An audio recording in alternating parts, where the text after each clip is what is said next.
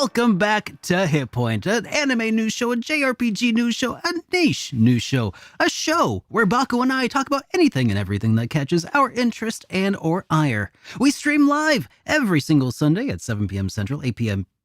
Pacific time. Nope, Eastern time. We'll be previewing some trailers, talking to some developers about their upcoming garbage game. That never gets old. We'll be responding to super chats at the end of the show, and also while we interview these guys, make sure to, if you have questions, throw them into the chat, because Baku's going to be keeping an eye on those too, and curating a few of them for our guests as well. But that's going to be in a moment. Baku, how are you doing today, man? I am doing great. I just took a week off from streaming because I just wanted some me time to sort of catch up after all the insanity with the Extra Life stuff. For those who weren't here for last week's show, this year I led a team of streamers to do just a bunch of collab streams that culminated to a 4-day, well, actually, little more than 3 days, more like 80 hours plus raid train exercise, if you will, that led to more than $12,000 raised for Extra Life. So that was just an incredible achievement, and I was very honored to be able to work with these people to do some good stuff. But after that, I'm like, I'm done. I can't. I need to. I need to take a week off, guys. I'm sorry. So basically, the break started right after HitPoint until now. I took a week off. Otherwise, life's good. Things is good. Getting ready for Thanksgiving and Thanksgiving. So yeah, talking to a couple of buddies there. Friendsgiving today. Oh, nice. Yeah. Yeah, that was a lot of fun. We had turkey. I made a last-minute panic run to the grocery store because I've accidentally marinated some turkey with a little bit of soy sauce in the marinade, in the brine, just to add some umami and saltiness and stuff. Right. But what was the problem? One of my friends is very gluten intolerant. Soy sauce has wheat in it. Did you know that? What in the heck? It has wheat in it. It has soybean in it. Wheat. Yes. What? Yes. Huh? Kikkoman has wheat in it. I mean, is it just Kikkoman or all soy sauce? Because I don't think it's soy a lot sauce of them, by actually. default. It's a lot of them. It's really weird. I wouldn't have thought that. That is really weird. Because that's like that's not a thing that they make in Japan and Asia, generally speaking. I guess they should have like gluten-free soy sauce, maybe. I don't know. There are gluten-free soy sauces, but they just weren't in my pantry, unfortunately. Yeah, of course. So, anyways, it ended up working out in the end. But okay. But man, that was that was fun this morning. That's for sure. So you should have like extra turkey, the ones that you did marinate with the. You know, because you're not going to throw them away. Like, that's a perfectly good turkey there. No, this was fantastic turkey. It's just we ended up having. Okay, there was 8 people here, and we had between us all 8. We had 5 turkey breasts. Oh, because we had 4 at first. Why the odd number? What happened to the we had 4 at first, and then we went and got a 5th one. So it's like, wow, that's too much turkey. That's a lot of turkey. Those things we sent people home with a lot of turkey, though. That was fun. That's fair. Yeah. So that was my thing. Friendsgiving today. That was a lot of fun. And I have second Friendsgiving coming up here pretty soon. I'm going to be moving out to Philly for a few days. Ooh, man. I hope that you are not going to run into any issues with air travel, my man, because things are kind of crazy out there. I know that the government is reopened and, yada, yada. But listen, things don't just like snap back to normal, like after a day. Like it's going to take a week or two to catch up to this, effectively a traffic jam situation, but with planes and delays and things to push back. A phrase that encapsulates this really well, and that is that it is easier to derail a train than to make one run on time. That's true. That's true. It's far easier to be disruptive and ruin things, but to actually get things like running like a well-oiled machine, that takes a lot of effort and time. You can Yeah. destroy a system really easily, but to make one work is way harder. It's there's a name for that. It's the Anna Carolina principle. Is Oh, I'll send it to you later. It's a okay. thing. It's this whole thing about like systems and how to you have to basically get everything right for it to work. But if even one thing goes wrong, then it's wrong. So therefore, Mhm. it's way easier, like you said, way easier to disrupt a system than Yeah, it's for it just. to be running correctly. I mean, I think it sounds Um, like the concept of like entropy, right? In a to a degree. yeah. But hey, you know what? That's something that future me will have to deal with. Current me is super excited about our show tonight, guys. We have a Oh lot yeah. of cool stuff to talk about. Absolutely. But before we get to some of the news and stuff, we have kept a couple of dudes waiting. I think long enough. Just a couple of dudes. Just a couple of dudes. Let's go Just ahead and a bring them couple of on. dudes. All right. Let's do. I think it's this button. Whoa! There we go. Hey guys, thanks for having us on. Hey, good evening. It's good to see you guys. Oh my gosh, everybody! This is Roach and Everdredd. Probably not their given names, but Roach and Everdredd of Roach Games. These guys, turns out, have been making a video game for the last 10 years or so. Is it safe to say? Like That's fair to say. The last decade, making a game called Kingdoms of the Dump, and as I said last week, this game has been on my radar since Daria Plays RPGs made a video talking about this game, maybe like 5-7 years ago. I don't even know if I'm sure Daria is still hanging around out there somewhere playing video games and stuff, but she's not making YouTube videos anymore and hasn't been for a while. So like that's like a mental like milestone. Is like, whoa, these guys are from the before times. Yes, we've been around for quite a while. I even remember we were working on this when Underhill came out. Oh wow. When Undertale came out, you guys were already like kind of wow. Oh my gosh. Now it was before we kickstarted or anything. It was Yeah. the early days, pre-production, building the team type of thing. But I remember seeing that and we were like, oh, that's interesting. And so, Toby Fox has had his entire career in the time. Holy cow. Oh my gosh.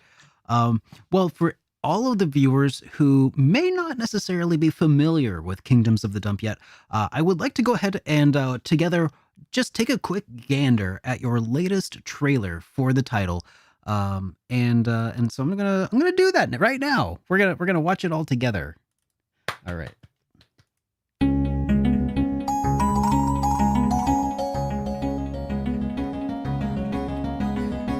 Oh my gosh.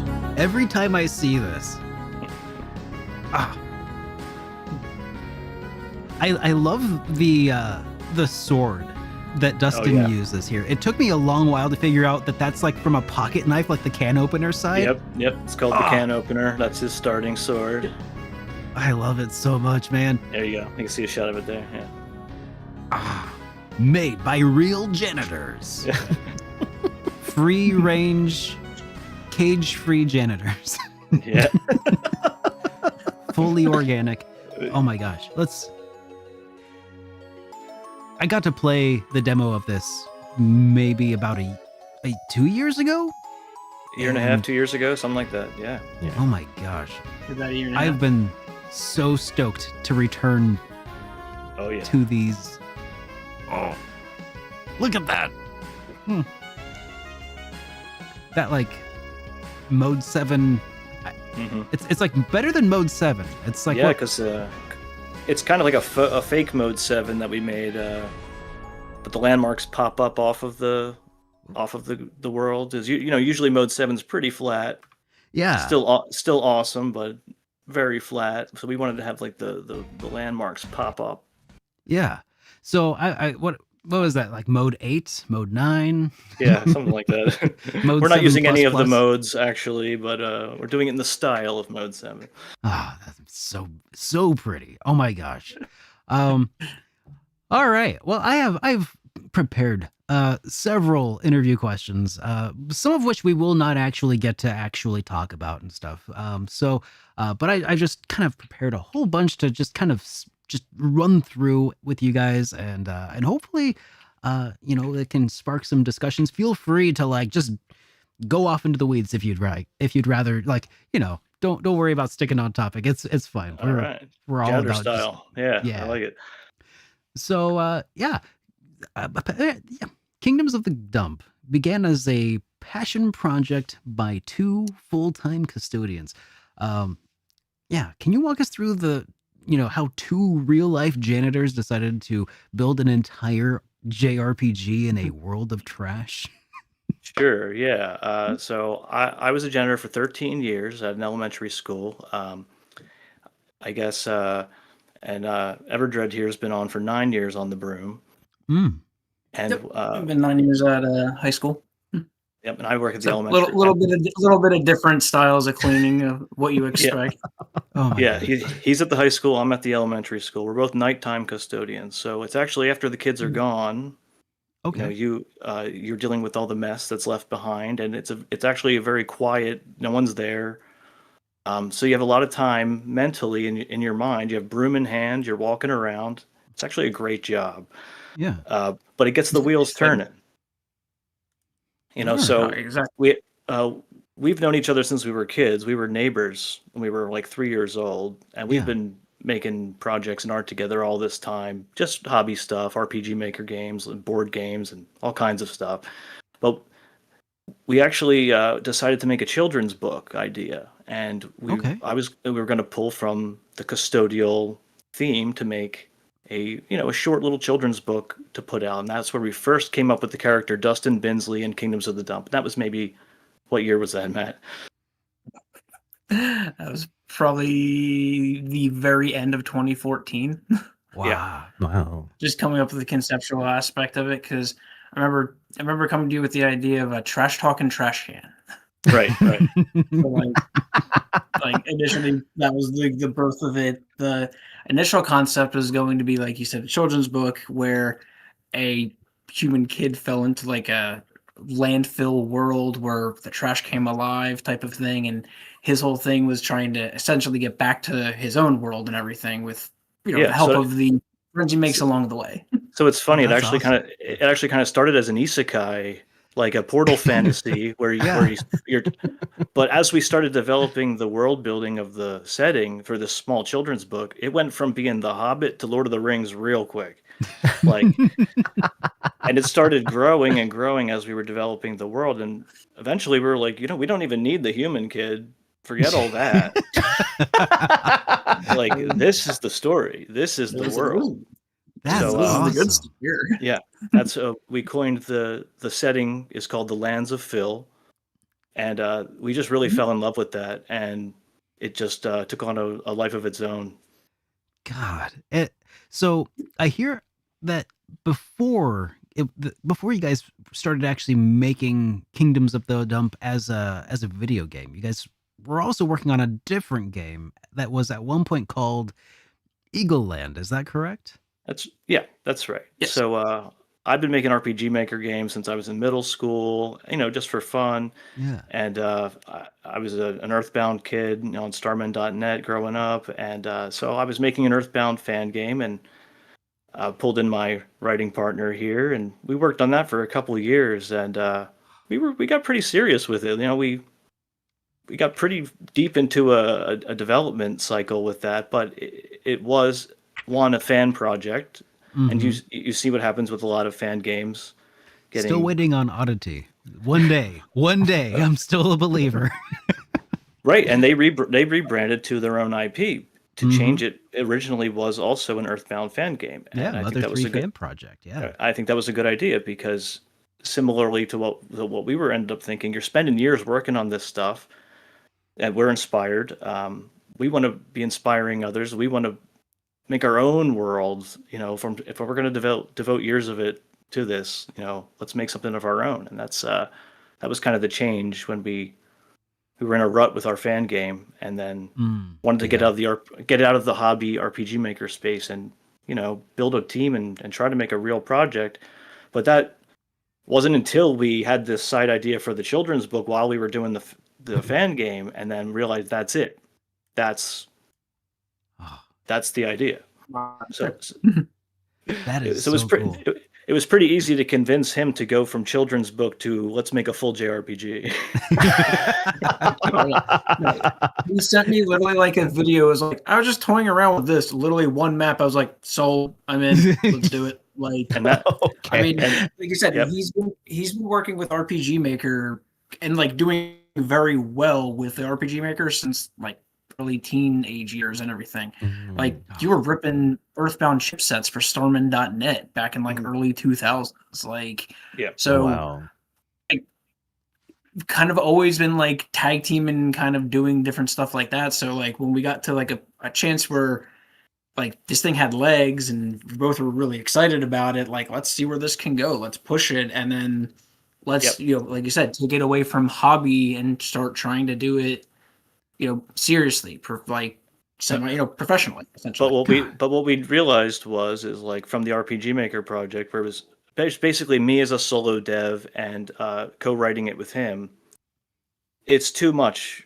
We needed a team if we wanted to do something this ambitious. So I built an RPG Maker prototype of Kingdoms of the Dump. I made, the first area, which is actually very similar still to the first area, like graphically. Like in RPG Maker, like with all of its like side-scrolling kind of platforming. It's extremely crude version of it. That was to sell the idea, to see if I could recruit other team members to make this thing. So kind of like a demo. The proof of concept. Yeah. And basically, like, I could make this RPG Maker. Can I get a team to make something better than this? And that was kind of what we used to build the sanitation department of Roach Games. That is so cool, man. And to think that you and I, honestly, I was also stomping around Starman.net for a while. Awesome. Like I remember going back all the time to watch and catch up on like Tomato and his progress. His translation. Reports, making Mother 3 fan translation. God, I remember playing that in Japanese when it came out. I didn't understand any of it, but while I was waiting for his translation. One of the earliest things that I remember with like Eagle Land was 2008, going back to college, just having the character's first name on there. But it not being too long after getting and like playing the Mother 3 like English translation. And that like kind of like not making me fall back in love with it, because I never fell out of love with it, but being like, oh man, Earthbound's just like that universe. You can do so much with it. It's so vibrant. I know. But like, But yes, going back. And in a way, like looking at the game, I mean, even in the trailer right now, I can feel some. Maybe it's just the style of the trash bin. Honestly, like something about it just feels like it could have come straight from the world of Earthbound, right? Well, a lot of it is the angle, the perspective of the game. This kind of like it's the oblique angle. I think it's called that. It's like it's got a front, like the front of the building is straight on, but the side of the building is diagonal, as opposed to like your isometric perspective where you're looking at the corner, or like Final Fantasy VI where everything is completely straight on. I found that this Earthbound perspective where you can kind of see the front and the side helps with the platforming a little bit to make it more clear of that fake third dimension that we were putting in here. So that's one of the inspirations that's been tied into obviously Earthbound, and I think I can spot some others as well, like Super Mario RPG with some of the timed button presses. The button pressing and the platforming. So that, like, design wise, I've been chasing that for a long time. Like that was one of the first RPGs I ever played was Mario RPG, and the fact that you can jump around was so cool. Oh yeah. And so, could you tell me about? Oh, go ahead. Go ahead. No, I was going to say, could you tell me about some of the other inspirations and like how they tied into and what you wanted to capture from those games? Oh yeah.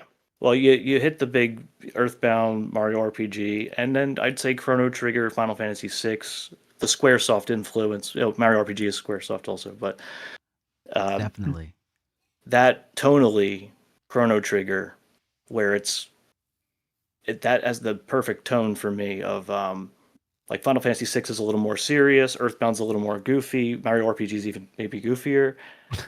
Chrono Trigger has it just right with the you have Frog, Robo, like the characters are heartfelt, but there's still serious drama.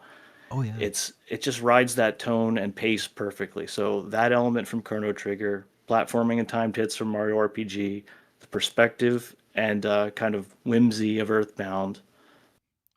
That was and kind of there is the sort of whole a garbage dump or landfill in Chrono Trigger as well. So Yeah. and I definitely get some of those vibes. definitely looked at that. It's so cool. Lab how, 16, yeah. Oh my Lab gosh. 32. Yeah, the artwork of Chrono Trigger, trying to like kind of bring that fidelity to the Earthbound style too, was another goal we wanted to do. Because it's like you'll see our graphics are a lot more detailed than Earthbound's. Because a lot of people just say, "Yeah, it looks like Earthbound." I'm like, well, it's definitely a beyond lot. that. Yeah. Yeah. I mean, it's definitely got like the black outline of Earthbound and the sprite work and stuff, but it's definitely got a lot of that like. Yeah, shout out to our texture.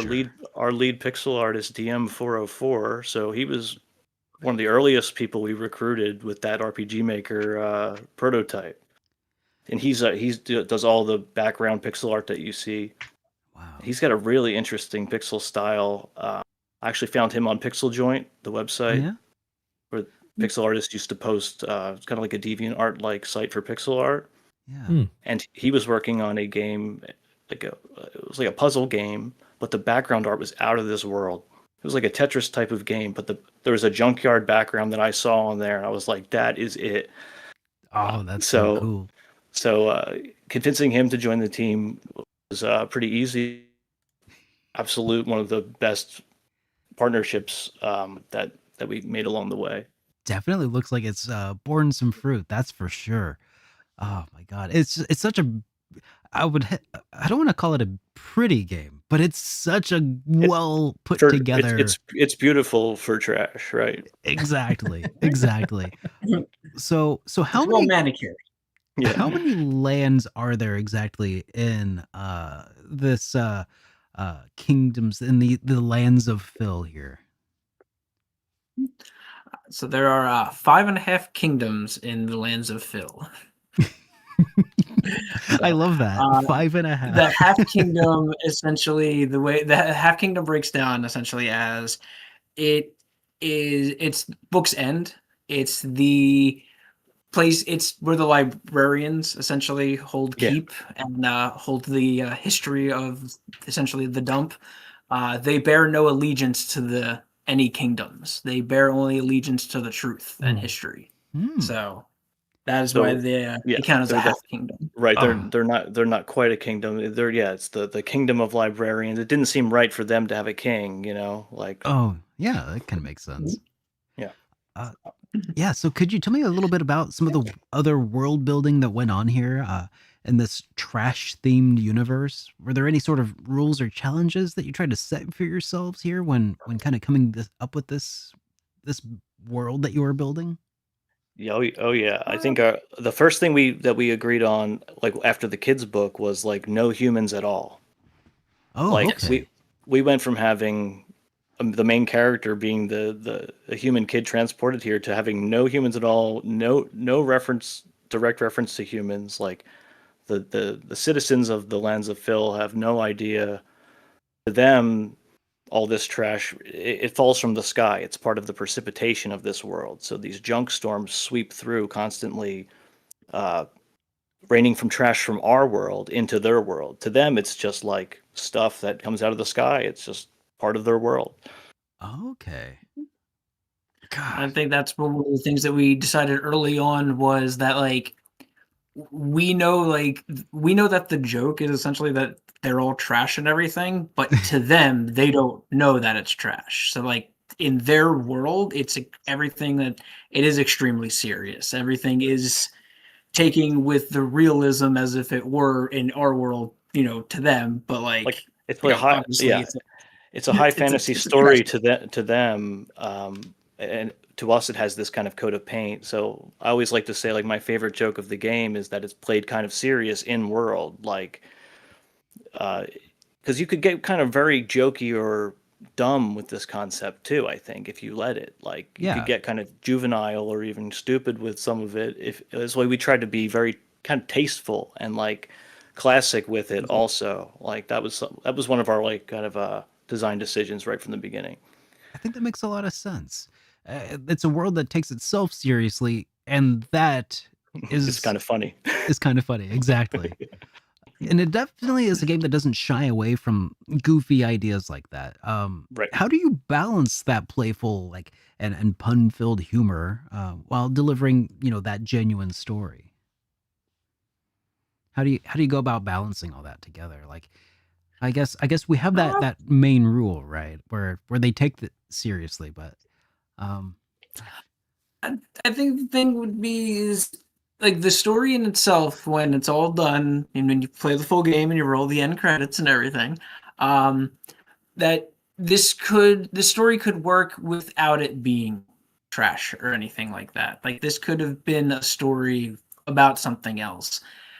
But our coat of paint kind of enhances everything kind of on it. Like you said, like it being taking itself seriously, so that there are going to be like, ideally, because everyone's different, but ideally like emotional moments where, there's going to be some narrative weight that happens if you're invested into the story. We're not I think people will we're not be pulling a lot of punches. will be pleasantly surprised that how emotional we went with some of the stuff.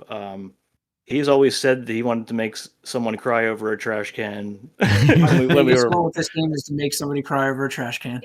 Oh, gosh. no. Are there any locales or characters in the game that have been inspired by your real life experiences as janitors? Or Oh yeah. I like to say this one. I remember we were writing at one of the council scenes, like a small council scene of all the king's advisors, and we didn't have, these were just placeholder characters while we were writing the script. And I was in the break room, and I'm like, all right, I need 4 characters for the council, and I'm looking around. It's like there's a globe, there's a water jug, there's a big box of trash, and then and there's a blue recycle bin. So we're like, boom, we have the whole council right there. and these all became like, we developed them into full characters over years. And we have a great concept artist that we work with, D. Jeffrey, who does these incredible illustrations. And he like really ran with it. We sent him, I just took some pictures of like a water jug and a beanbag chair that has like holes in it, and sent it to him, and he sends back these characters that are just jumping off the page. So that was super fun. Okay, can I ask the question? How did Go. you manage to convince this guy, who's a very talented illustration, that you're not messing with him? Like, Well, here's the beanbag chairs. Like, give me a character. Exactly. That wasn't my first message. Like, just send him the beanbag chair. That'd be great. But yeah, he was also one who we found fairly early, and I did have to try to pitch him the whole vision. I showed him the RPG Maker prototype. I showed him all of my drawings. Like, also right after the children's book, we briefly tried to make it a graphic novel, and I did maybe the first half of the first act in a graphic novel form. It's not great, but I sent him that stuff so he could see we had a lot that we weren't just messing around. Like, we had a lot there already. And then you put in the effort. Yeah. Yep. Yeah. So I think he's a world builder himself, and I think he was super impressed with the stuff we were doing and was like, I want to be a part of that. So he came on in 2017. So it's been almost 10 years of him working with us. Wow. And he is just absolutely fantastic too.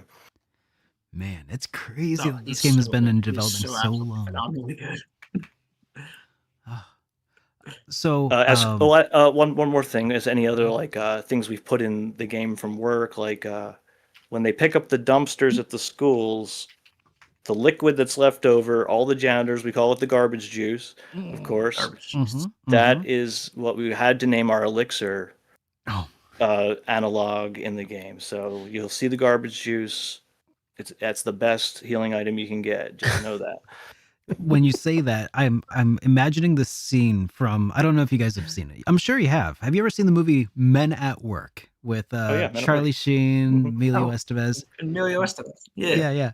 Yeah. The scene where they like, it's time to do the nasty, so they go into the back of the Yeah. garbage truck and just sweep out the nasty garbage juice. That's Oh, it.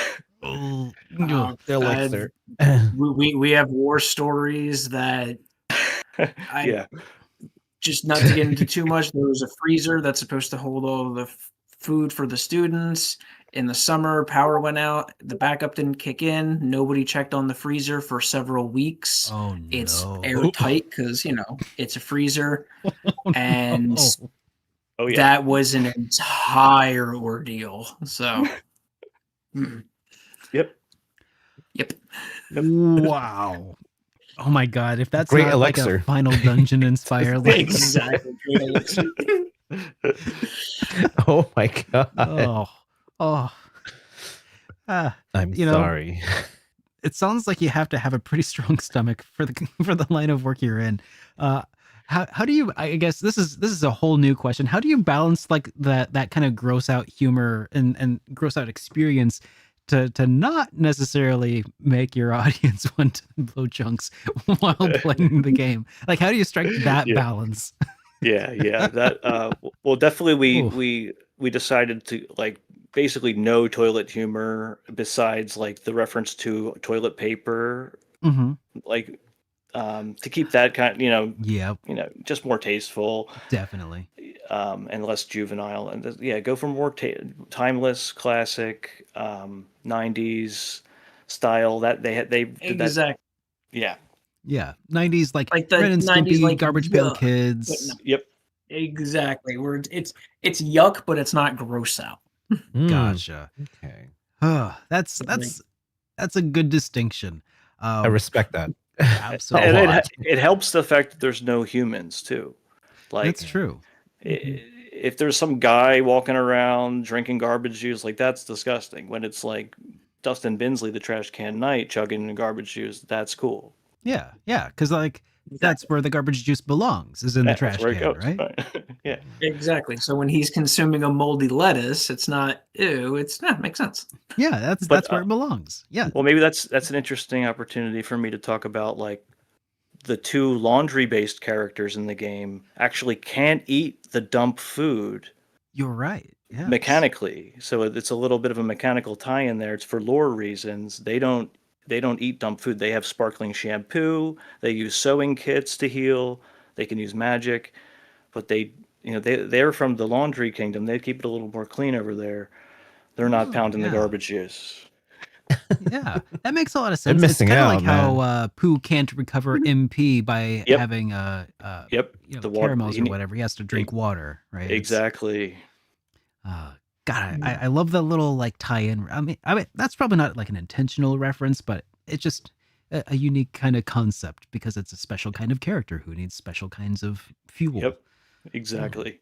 And it ends up being a tactical thing too when you're like, all I have is a bunch of moldy food. Like I should have bought more sewing kits, stuff like that. So the dump food is like has green icons. The laundry food has pink icons, so you can quickly see when you're navigating the menu. Like, okay, Ah, man. I remember when playing the demo, one of my favorite characters was I think he was a duster. What was his yeah, name? Walker Jacket. He is Ah. the flying jacket and hat. It's It so is funny. cool. It is funny. His name is Walker, and he has no feet. I love that. So this is obviously not just like a typical turn-based RPG because there's platforming elements, and there's some tactical elements. You gave your characters a jump button.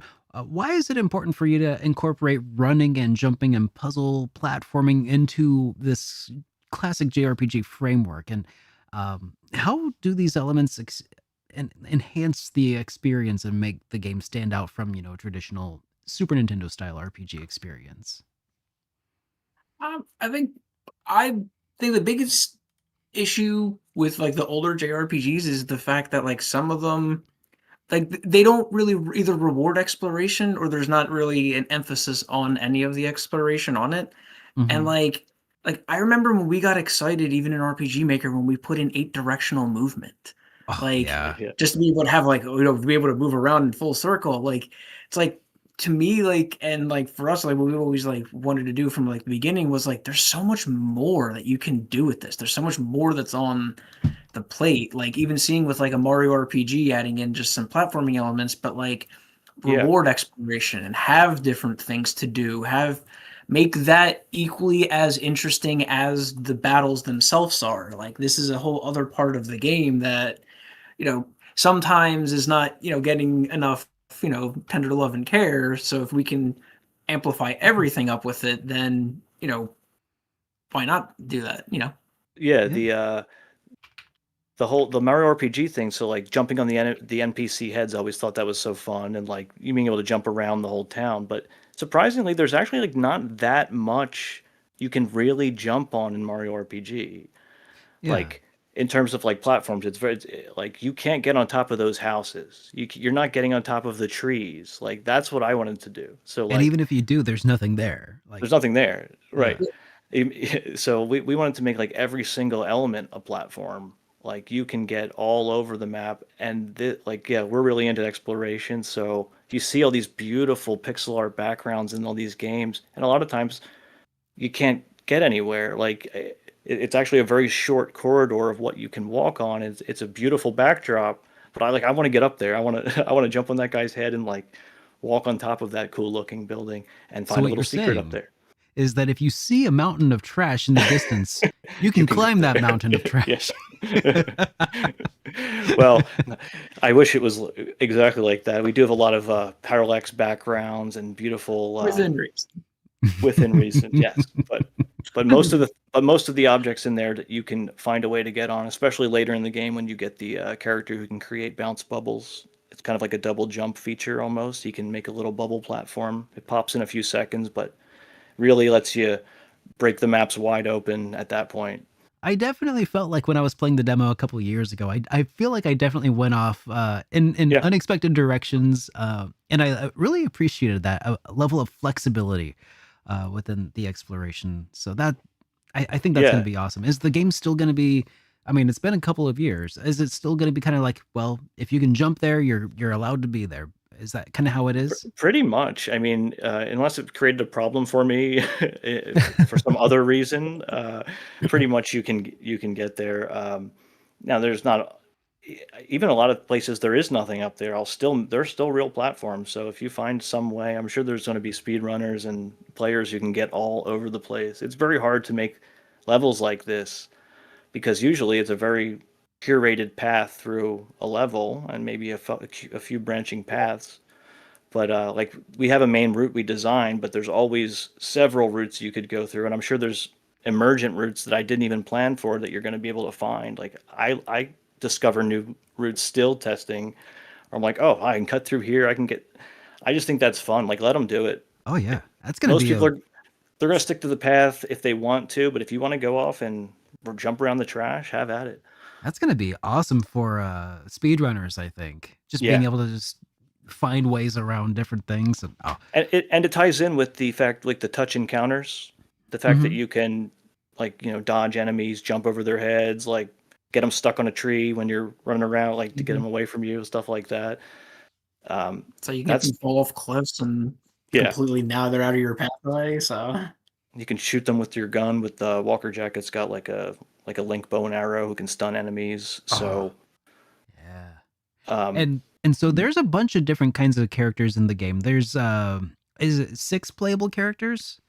yeah, there is yes. 6. I do like to say it's more like 4 and then 2 characters who you get towards the end of the game because Okay. you're picking them up as you go through. Yeah. So it's fairly late when you get the last 2 members, but Okay.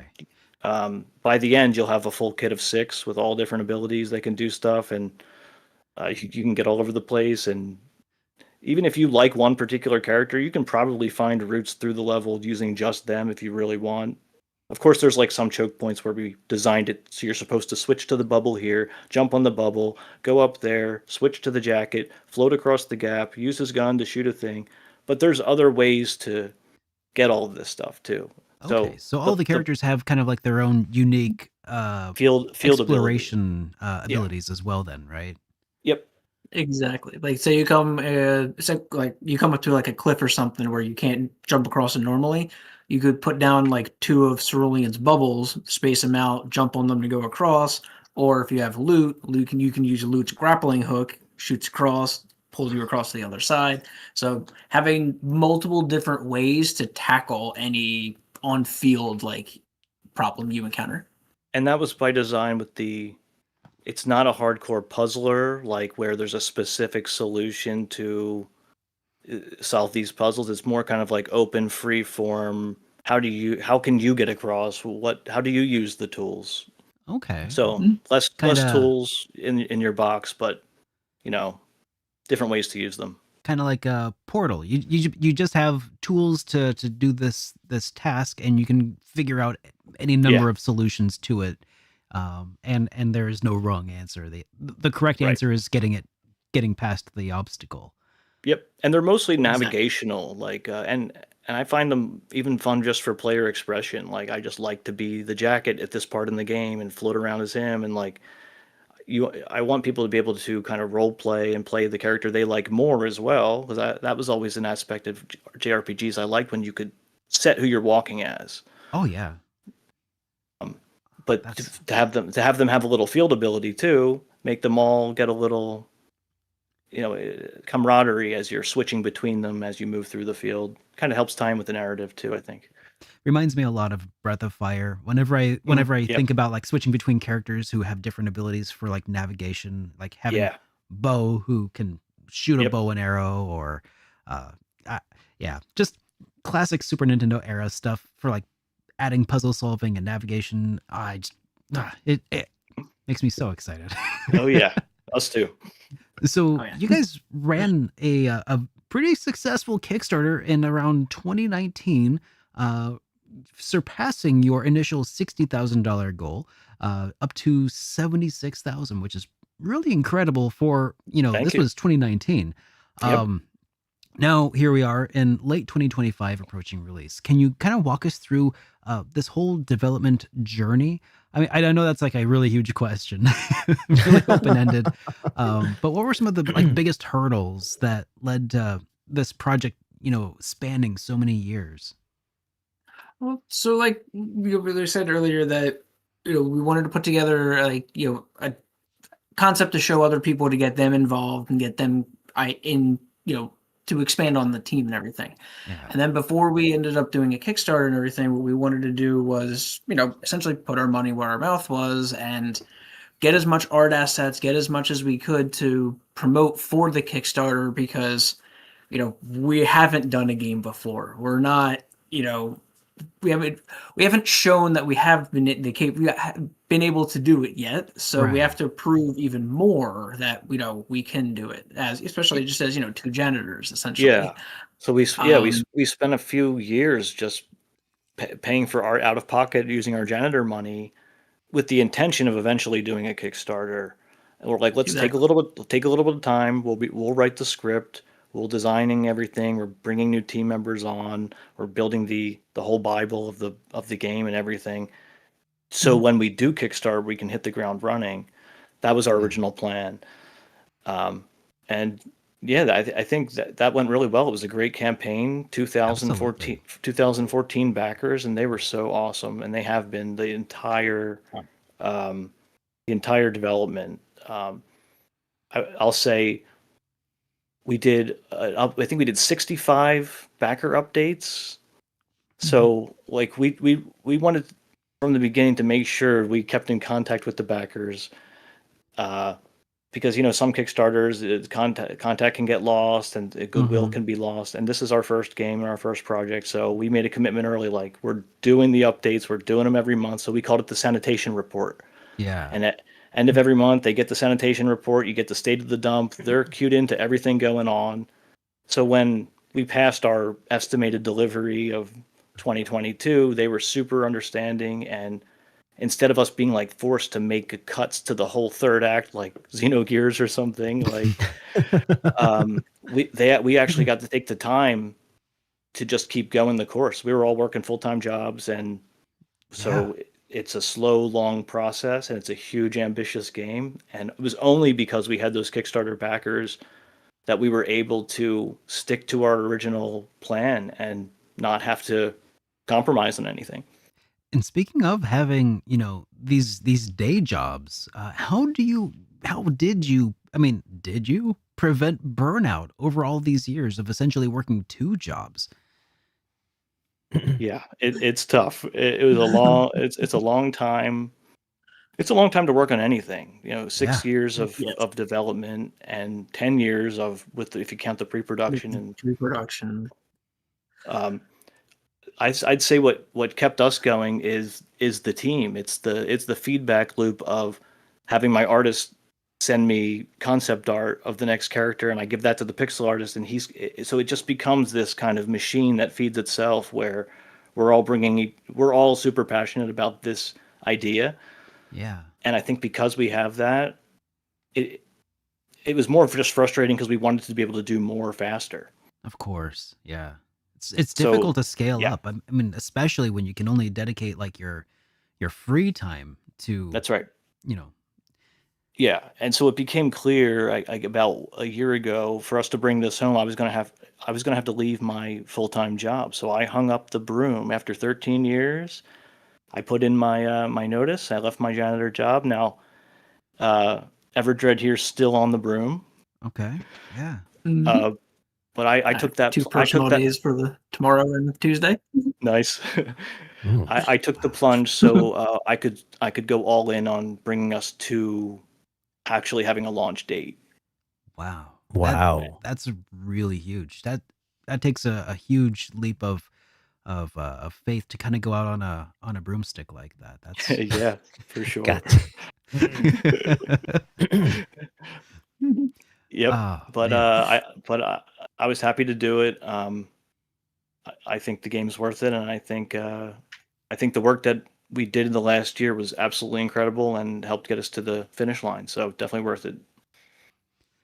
I mean, I know that it's really early in the well. I mean, it's been 10 years, but it's still too early yet to say, do you feel like you're going to go back to the broom? Oh, sure. After this, or do you think that depending on how this does, do you want to continue like kind of pursuing this in a full-time fashion with your studio? I would sure like to. I think we all want to keep on going making games. We have a lot of ideas. Hey, we had a lot of ideas over the last 10 years. We had to be disciplined and not act on sticking to our outline by not shoving in every idea I have every other week. That is very hard to do. So I have a huge I can tell you have a backlog gift for scope creep. Yeah, a huge backlog of ideas that we did not put into Kingdoms that we are ready to do stuff with. So definitely, we'll see how things go. I mean, I can't imagine any more possible scope creep from like children's book to full-on interactive video game. Yep, that's the whole thing right there. Oh man. Scope creep is the final boss of this game. Yes. So yeah, it was originally just the 2 of you. Though like you said, over time you have assembled a team of the sanitation department. What was it? Was it challenging to find these people who understand the vision and everything within Kingdoms of the Dump, or was it really just as easy as like being like, I like this guy's work. Hey, check out what we're doing. Or like, was there anybody who was particularly difficult to get roped in? Or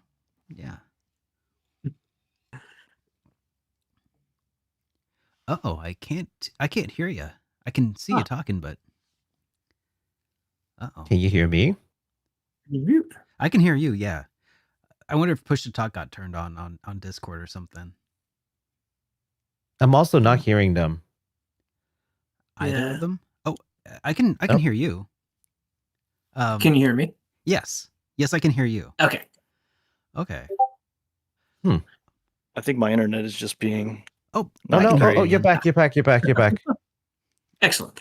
It's extremely windy out here. Like it's howling. I don't know what's going on. No, no. Uh-oh. Oh, I have a window behind me. I just keep hearing the whole Oh, no. time. It's a garbage storm. Yeah, Oh, junk storm's no. coming. So So yeah, sorry. What was your question? it was about assembling the sanitation team. Oh yeah. It wasn't that they were hard to get to join, but it was more like scouting the right people to try to get to join. You know, like I would watch very carefully, like and every person I tried to get, I was able to get. Oh, that's so cool. And one of those people who is on as like as a guest here, I think here is Hiroki Kikuta. Oh yeah.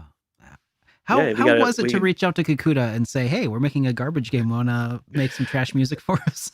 We are so honored to have a track by him. We have one. It's just one guest track, but I think what's interesting is we didn't have him do like a big bombastic battle song. We didn't have him do like our title screen. We had him do our emotional song. Like Good choice. Like the heart rending, the big emotional characters. Putting it all out there moment. So we had him do that one, and it's so good. Oh Man. when I think of Kikuta, I think of Secret of Mana, Yep. and I think of the song that plays when you're evicted from your hometown, and it's just like just Yep. straight to the heart. Yep, it's so beautiful. I love that whole OST. Yeah, he did a great job. I wish we could have had him do more, but having one track for him is definitely an honor. We actually have a huge OST, 170 tracks. Wow.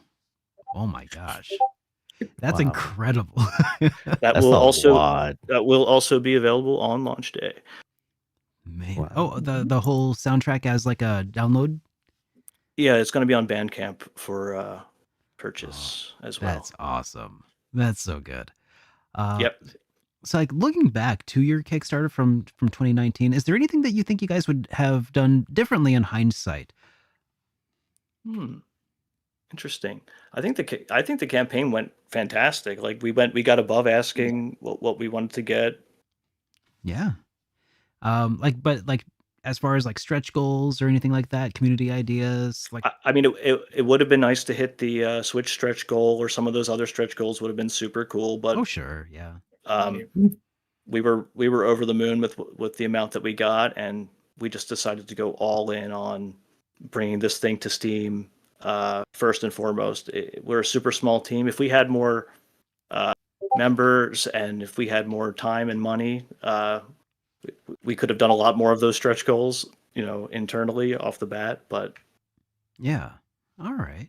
Well, I mean that's totally cool though to just not have any real regrets in regards to the stretch or to the Kickstarter, because I feel like that's something that like I'll be like, oh man, we really overextended ourselves or promised too much for this, but like yeah, that's so cool. I mean, just for the amount that we ended up getting, being essentially nobodies like that, it still to this day blows my mind. Like that, it's such an unbelievable honor that 2014 people gave us that much money to get this thing done, and it's so unbelievably like supportive. Like it's, I don't know, just it really did help us get through it. Heck yeah. Because like you're doing it for us, we're doing it for the team, we're doing it for 2,000 backers, and we're doing it because we think the idea is great and deserves to be seen. Man, and it's such an awesome project too. I mean, just everything about this game, even when I got to play it 2 years ago, felt just solid. How did you guys actually ensure that Kingdoms of the Dump didn't end up becoming like an endless project that you could finally ship the game that you envisioned? Like, how did you manage to know when not to? I mean, is Gild the Lily still an appropriate phrase here when we're talking about garbage? Well, I guess, how do you want to say?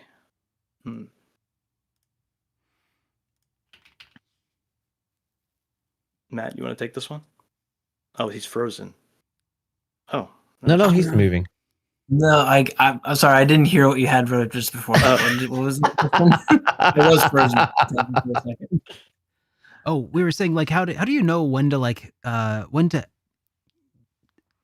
end the project and not just overwork something, or how do you know when something has met its finished state and that it doesn't just become an endless project? How do you know when to stop developing?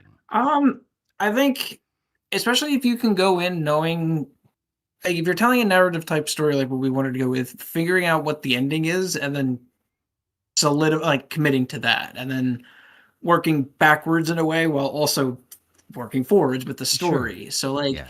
like the story has to have a natural ending point, but like, I feel like the biggest problem with like the game and everything was going to be like the scope creep of adding in just new fun things to do. So like on a narrative type thing, it was kind of just get the basic story kind of done, and then really kind of just see how it all kind of pieced itself together, and then fixing everything along the way. Yeah, sticking to that outline helped. We didn't really deviate from that. So in terms of like the scope of the story didn't expand. Like he said, it was more the scope of the stuff you're doing within the story. Oh, we could add a few more characters here, or we could add more to this location. Like, we're so in love with the setting. We just want to keep digging. What if we just added an extra map to this one? We had an extra dungeon here. We had this new mechanic, this new function, and but like, yeah. I was narratively, like, we could probably go back and find a story outline from 2018 that's pretty darn similar to what ends up being the regular story of the game. Yep. So sticking within that, not letting it get too big and bigger than it already is. It seems pretty huge. Seeing some of those the horror stories of other games that ended up getting the scope creep and everything. Yeah. So that's a terrifying thing, because you want to so badly add these things in there. Oh, it's gonna make it so much better, but you have to be restrainful. You have to hold back. Yeah. So this is us holding back. Exactly. So Baku and I have already talked about it a couple times, how we got to play the demo a couple of years ago. How was it actually putting the game in the hands of strangers for the first time, and was the feedback that you had gained from that experience valuable in the development? Oh yeah, that was so interesting to see. I mean, we've seen people play the game before, but never that many in a row. Like, many people like walk away smiling and happy. Oh, yeah, that was so good. That was so great. That was so. Yeah, that made it all worth it. Awesome. Yeah. Oh, I think my OBS dropped us off of YouTube. It said that it reconnected though, so we're going again. But hopefully, you guys didn't miss any of that. Man, all right. Well, since about 2019, you guys have been helping keep fans updated on social media through Kickstarter updates and everything, as you've talked about. What's the community response been to you guys these last few years? Any fan theories about piecing together, art, or any community interactions that were particularly surprising or delightful to you guys? So fan art that we get is so nice. Yeah, some people have done like drawings. Some people have done like little like knitted dustins and crocheted dustins, like that. Yes. That type of stuff. Like, would you send me that stuff on like Discord or whatever, Adam? I'm telling you, that gets my blood flowing. I'm smiling ear to ear. It's so that's one of the most surreal parts of is seeing that type of stuff. So the community has been fantastic. Yep. Yeah. Totally agree. And we're just excited for more people to finally get a chance to play it. All right. Well, I want to go ahead and move us along, because I realize I've already taken up an entire hour of your time. Has it already been an hour? Wow. Yeah. Wow. That's crazy. So I'm gonna probably skip ahead from some of the questions that I have, but I will ask a few others. So yeah, as custodians by day, you've definitely seen some bizarre trash. What's the most memorable or weird piece of garbage that either of you have had the chance to clean up? And I mean, did it spark any other ideas into Kingdoms of the Dump? I mean, we've seen a bunch of weird stuff that we definitely don't want to mention on here. Sure.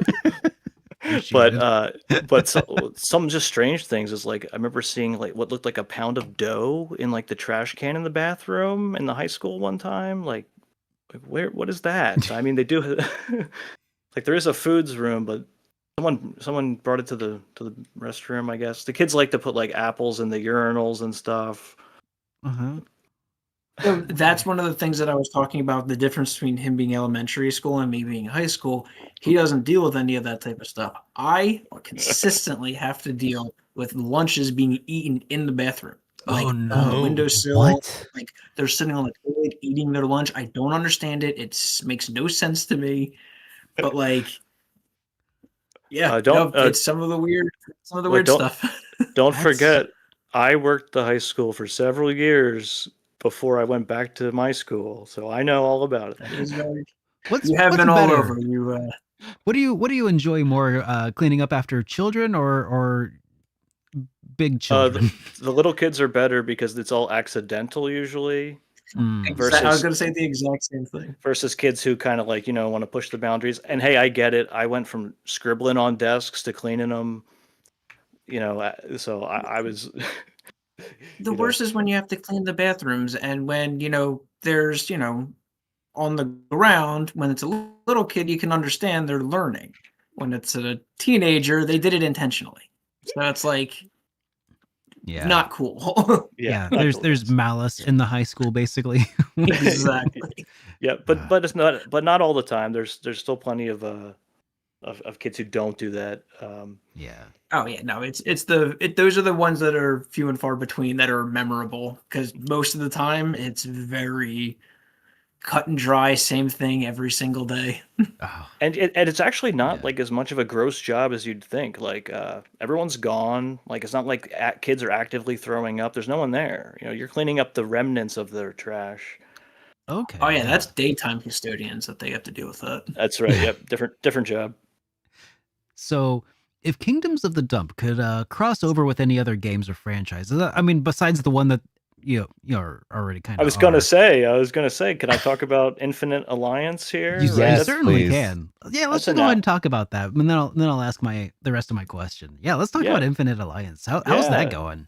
That is so cool. I get updates behind the scenes of so one, like they reached out to see if Dustin wanted to be a part of an indie JRPG crossover event, and like absolutely. I love how much he stands out too in like the roster. Yes. So you guys already have a crossover in the works, which is incredible. But if you could have a crossover with like any other RPG from current or history, maybe have Dustin team up with Ness from Earthbound, or fight trash monsters aside Link. What would be your dream crossover scenario? And get as weird with it as you would like. All right. What do you got? Fine. What do you got? Oh, what do I got? Oh, I want him to. I want to do a Kingdoms of the Dump civilization mod. Really? You can build the different. You can do an entire kingdoms builder. I did not expect that. That's a good crossover. Oh my gosh, that would be wild. What would be your hostility level? Yeah. Well, that's like you could go through like the different ones where like you have the different so probably Mamelon would probably be one of the most hostile. So they would be probably more of like a warfaring one. I think Carpentos would probably be more cultural based, because they're trying to do like fine, ornate, high class society symphonies. Oh man. So yeah, I think you could go through, put like different traits to the different kingdoms, have them battle each other out, build up your different kingdoms. I think it'd be fun. That's creative. I had never thought that would be your answer. I like that. I was gonna say I want a Gumby crossover. Ooh. I know that. I know that sounds random, That's a deep cut. but I think Dustin teaming up with Gumby Take would out be the incredible. blockheads. Yeah, man. Oh man, that would be. If they want to give us the license to do a Gumby RPG, just let me know. Would you do it with like claymation? That's the that'd be real sick, question. Right? Yeah, Oh. that'd be great. Like Claymates or like Clay Fighter. So if you guys had a chance to maybe send yourself a message back in time to 2016 when you started this project, what advice or maybe warning might you give to your past selves or any new indie developer who's about to embark in creating their first game? Well, I can't give much advice to the modern indie developer because everything we did was so long ago that I feel like I wouldn't know where to begin to tell someone to start now. Oh wow, yeah. But to my past self, I may say like, stay the course. You will eventually get to the finish line. And I think hearing that from myself in the future, even as a bearded middle-aged man, would be encouraging. Maybe not if you had like really gray hair. Like, oh, yeah, right. Yeah. If you stay the course, you will eventually. I would say definitely the same thing. Stick with it. Stay the course. If you really truly want it, like it'll have like just stick with what you're going. Trust your gut instinct on how you want to feel, and if it feels right, then probably go with it. And don't make a game, honestly, just like to try to chase trends or anything. Make a game that you want to play. Make a game that you enjoy doing and playing. And if the game came out and didn't do well, you're still happy because you got a game that you can play. Like, yeah. So as much as I'm also like, a lot of this is also like I want to play this game. Like, this game's awesome. I've been testing this game for months now. I played it through many, many times, and I still love it. Like, it's awesome. Like, I enjoy it because this is something that I would want to play myself. And I feel like if you're doing something like that, then you can't help but make something good. Wow. Yeah, the passion can help fill those gaps when you're on a long project. Even if you're disciplined, you're going to need the passion to help carry you through. I can't imagine working on something for 10 years and still being able to look at it. Yeah, that's crazy. 10 years. I mean, a long time. Legitimately, yeah, long time. Like I look back at some of my own work from 10 years ago. I'm like, make it stop. Oh, well, I've redone the opening 5 times. I want to echo that sentiment with Roach. Like, I was talking to some like newer like content creators, and they're like, oh yeah, what should I make? What should I stream? What should I do? And I'm like, well, just do what you like to do, right? Because of the same reason. It's if it doesn't work out, it's not well received. Well, you made something you wanted to do to begin with. But if you are doing something you don't want to do, but you're just chasing trends, either streaming a game that you don't really want to play but hey, it's popular, or like make a video that you don't really believe in but you got to make it because that's the views. Yeah, it's like people are not stupid, and they will sense it in a heartbeat. As soon as they touch it, they feel it, they know that you didn't put your heart into this, you don't care about this. Like, you play a game that you don't want to play, they know, they're like, you're not in this. Like, they don't know. You make a thing that you didn't believe in, they know. The people are not stupid. So I 100% agree, especially with something that you're putting in like 10 years, man. Like, you better like this whole thing, you better believe this thing. So yeah, absolutely. I mean, you gotta make something that you can stomach looking at for as long as it takes to release it. That's another aspect, right? Mm-hmm. So guys, you guys have been working on this for about 10 years now. The game is releasing in November, on November 18th. That's about 2 days away. Well, less than 2 days away. Less than 2 days? Less than 2 days, oh yeah. How are you guys feeling as you approach this finish line? And what does it mean to you to finally deliver Kingdoms of the Dump to all of the players who have been waiting this entire time? Could you describe like the mood of the team right now? We are excited. We are super amped. Yeah. I mean, I've only been sleeping like 4 hours a night the last week. I've been it's trying to describe like how do you describe 18 years of Christmases wrapped up into one day. Like, and like tomorrow, like, it's, you know, honestly, like, that's genuinely how I, like, because it's one of the greatest things that I've ever achieved in my life is actually putting this thing out. How much time put into it, how many people have worked on it, how much effort everyone has put into it, the entire team. Like, amazing artists, top to bottom, all handcrafted. Like, the fact that we finally have been able to get to this point, like, it's one of the most exhilarating things I can possibly think of. Like I said, it's like 18 Christmases wrapped up into one. Like that Tuesday is going to be one of the greatest days of my entire life. I want to do that expression for something else. Oh, yeah. Sure. Well, and hopefully we can take after 18 years. Hopefully we can take people like to you know, dumpster dive back to like Christmas '95. You know, like you can feel like you're going back in time a little bit playing this game, like to when you would spend all weekend playing a video game, or oh like my God. Yes. Like a full 20+ hour JRPG coming out. Well, that was like also one of the initial things that we were just like kicking the idea of initially was the ability to like go out on like a Friday night, you go to the video store, you rent a video game, you got to get it back by like Sunday night. So you play it all Friday night, you played it all Saturday, all Sunday, you know, you got it back. Hopefully you beat it. If you didn't, you're probably like worried all week that you're not gonna be able to get that copy again on Friday. You run to the like thing, you're hoping to get in the same one, and the save file's still there. Like, just like I remember when Super Mario RPG came out, our local video store was called Wow Video. We were on a 6-month waiting list to get Super Mario RPG because how many people were on there. And then when we got it, just kept renting it over and over and over and over again. Like, so, you know, I remember us getting Earthbound just because the Earthbound box was bigger and like colorful than any other box. And I was like, well, what is this? What a happy happenstance. I mean, to have ended up with Earthbound, right? Yeah. I still can't believe the serendipity that got me my copy of Earthbound. Like, it was literally just, I'm like, I want a game that's like Zelda, and the guy's like, I don't know, try this one, and I'm like, this seems like Zelda, sure, and I bought it, and then that was it. Like, fell in love several years later when I was able to, you know, figure out how to play it. Yeah, exactly. I remember popping it in, and there were some other people's save files on there, like into the game, and I would load them up, and you would touch an enemy, and it would instantly win, and I thought that was the whole battle system. Like, I was like, I don't get it. Mm-hmm. Yeah, but no, you're so strong. Yeah. So. Once the game is out in the wild, do you have any plans for post-launch content or any sort of updates? Will there be any stretch goal content delivered later, or free updates later, DLC? What do you got in the pipeline? Probably no DLC.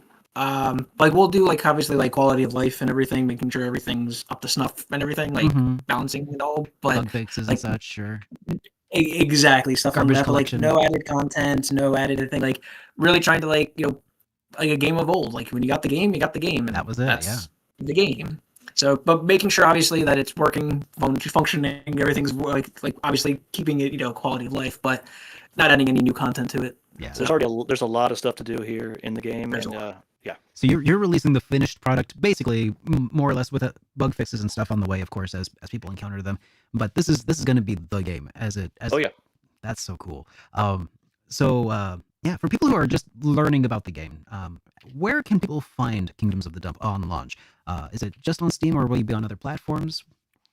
For launch day, we're doing just Steam. We'll have more information on other platforms later, but nothing official right now. We focused all on our Steam launch, fulfilling our Kickstarter, and that alone has been quite a task.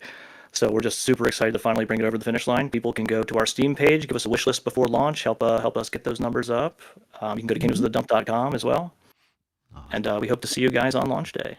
And have you guys, I know that this is not the right time to be asking this question, because you're about to release your game. But the question is, have you guys started thinking about what comes next? You know, it's definitely premature, but have you started thinking about like, oh, this might be in our future? We'll just keep tight-lipped on that for now. We definitely have a lot of stuff already spinning in our minds. So after launch and after things get stabilized, we'll have a lot more to share with you. I thought that might be the case. That's awesome. Yep. Keep that under the hat. But at least we can talk about Infinite Alliance in the meantime. That's coming out next year for free, promoting all those other indie games, and we're one of them in there. So it's crazy. So nice. That is free. It's crazy that it's free. It absolutely is. Oh. Yeah. Okay. So, are we ready for sort of like the round 2 of Yes, the of, interview? the curated Because questions we from have chat. some, we have some questions from chat. Some things I may understand, some things I may not understand. But Sure. I'll ask one that I don't necessarily understand a reference, but maybe you do. Will there be an Oscar the Grouch Easter egg? No, Oscar the Grouch direct reference. But if you want to pretend whatever's inside Dustin, you can. You don't ever see what's inside Whatever both. is inside. But there you have it. I did. It's probably some inside joke, but Oh, I mean, Sesame what is Street thing. that? Oh, it's the Sesame Street thing. I'm sorry. I didn't grow up with Sesame Street. I That's came all to the right. States when I was a little older. Okay. Let's see. So this is a question that's been requested a couple of times in various ways. What language or game engine is this game written in? And we talked a little bit during the post show too. So Pre-show, yeah. we'll be able to bring this up. Yeah. Oh yeah, Show. yeah. We're in Godot engine. Our programmer was using that when we first brought him on. We're using the old version 2.16. They're up to version 4 now, I believe. But it's a great community, Godot, and they've actually helped support us if we ever need anything. So we think it's a fantastic engine to use for any indies who are looking to make their own game. Definitely check out Godot. Absolutely. Seems like you guys made a solid choice there. Oh, super happy about it. Yep, could have went a different way, and I'm glad we ended up with Godot. Yeah. But So- they've been super accommodating too. And by they, you mean like you reached out to them and they're like, you're like, Yeah. hey, we have issues, and wow. And not even issues, just they've helped promote us and stuff, and put us in their Godot show reels for years and years, see while we're making the game and stuff, and like Wow, that's really cool. yeah. Yeah, great. and how did you go about like selecting that? Anyways, like I mean, it's like you said, there are so many ways that you can go about it. I've heard this from a lot of game developers too. Like the first thing and probably most important thing was like pick your engine and Yep. go at it. But Well, like, what well- made you ultimately decide to pick this one? Well, remember, I was coming from RPG Maker, so I was looking for basically anything that would give more flexibility. And you can do a lot with RPG Maker. There's some incredible stuff that people have done, like in the community. Yeah. Someone made like all types of mini games and like solitaire, or someone made Monopoly in RPG Maker. You can do anything with it. It's super creative. But we wanted something different. So when we were scouting to bring a programmer on, it was a long time ago. It was before I ever even heard of Godot. Like it was not popular back then. So he kind of convinced us that it was worth using over Unity or something else at that time. And we trusted him, and it's grown so much more popular since then. It's awesome to see. Nice. You made the right. Oh, yeah. You made the right bet. Yeah, we just kind of got Sounds lucky that he happened to be using that, honestly, and convinced us. They were open. It's open source and like, great community. So we trusted him, and turned it out to be a good decision. Yeah, absolutely. And this one you may or may not know the answer to, but they were also asking what kind of programs did you use for the animation scenes? Are they referring to the 2D Like animation? maybe. Is he- I wouldn't they- imagine so. Like from the trailer, probably. So there's Exactly. those 2D animation shots were done by Emmett Zabor, who is a 2D animator I found on Instagram many years ago, and he does fantastic 2D animation work. So I reached out to him a few years ago and said, we just want to do a couple like anime style shots for our launch trailer. If you're interested, we got to get these going now because it's going to take a long time. And over maybe from 2021, he did a couple of these a year up until a few months ago, and Oh, wow. finally got to put them all together. They're so cool. Yeah, they are.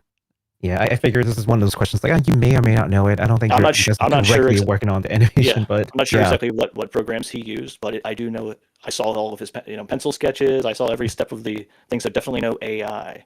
Yeah. Absolutely not. Yeah.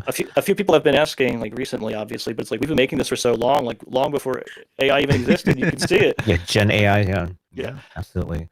Boy, the day that AI can do amazing work like this, I would be very worried. But Yeah. so far, they're not able to. They can't do it. Not quite like this.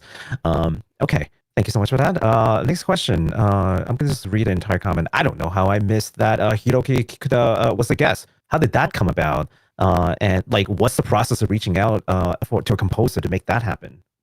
I was actually in contact with his agent at Scarlet Moon. Is it his agent who works for him? To reach out to various projects, and it was kind of just this strange connection that happened, and it was like, hey, is this a possibility? And it was, and we hit that stretch goal, and it was kind of surreal. And super happy to show everyone Kikuta-san's track because I think they're really gonna like it.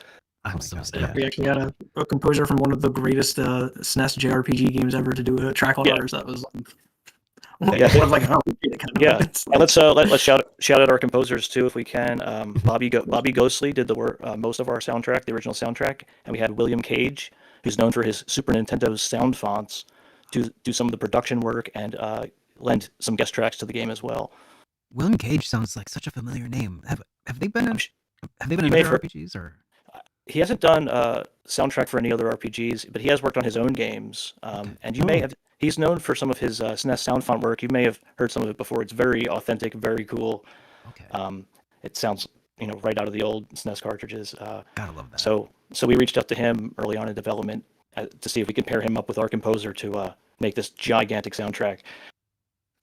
Man, that's so cool. Awesome. Okay. Is there anyone else that you might want to just since we're just on this shout out train, is there anyone else in particular on the team that we haven't really talked about yet that you might want to? Our programmers, of course, Dream Sloth guys, Solar Mongoose, our other programmer, all of the artists who have worked on the game. I mean, every single person has lent their own stamp, and it's been this kind of great collaboration.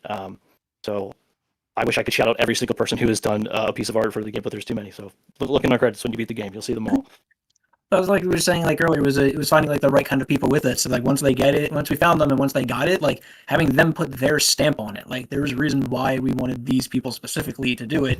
Let them do what they do and then add their stuff onto it, and it's only made everything that much better in the long run.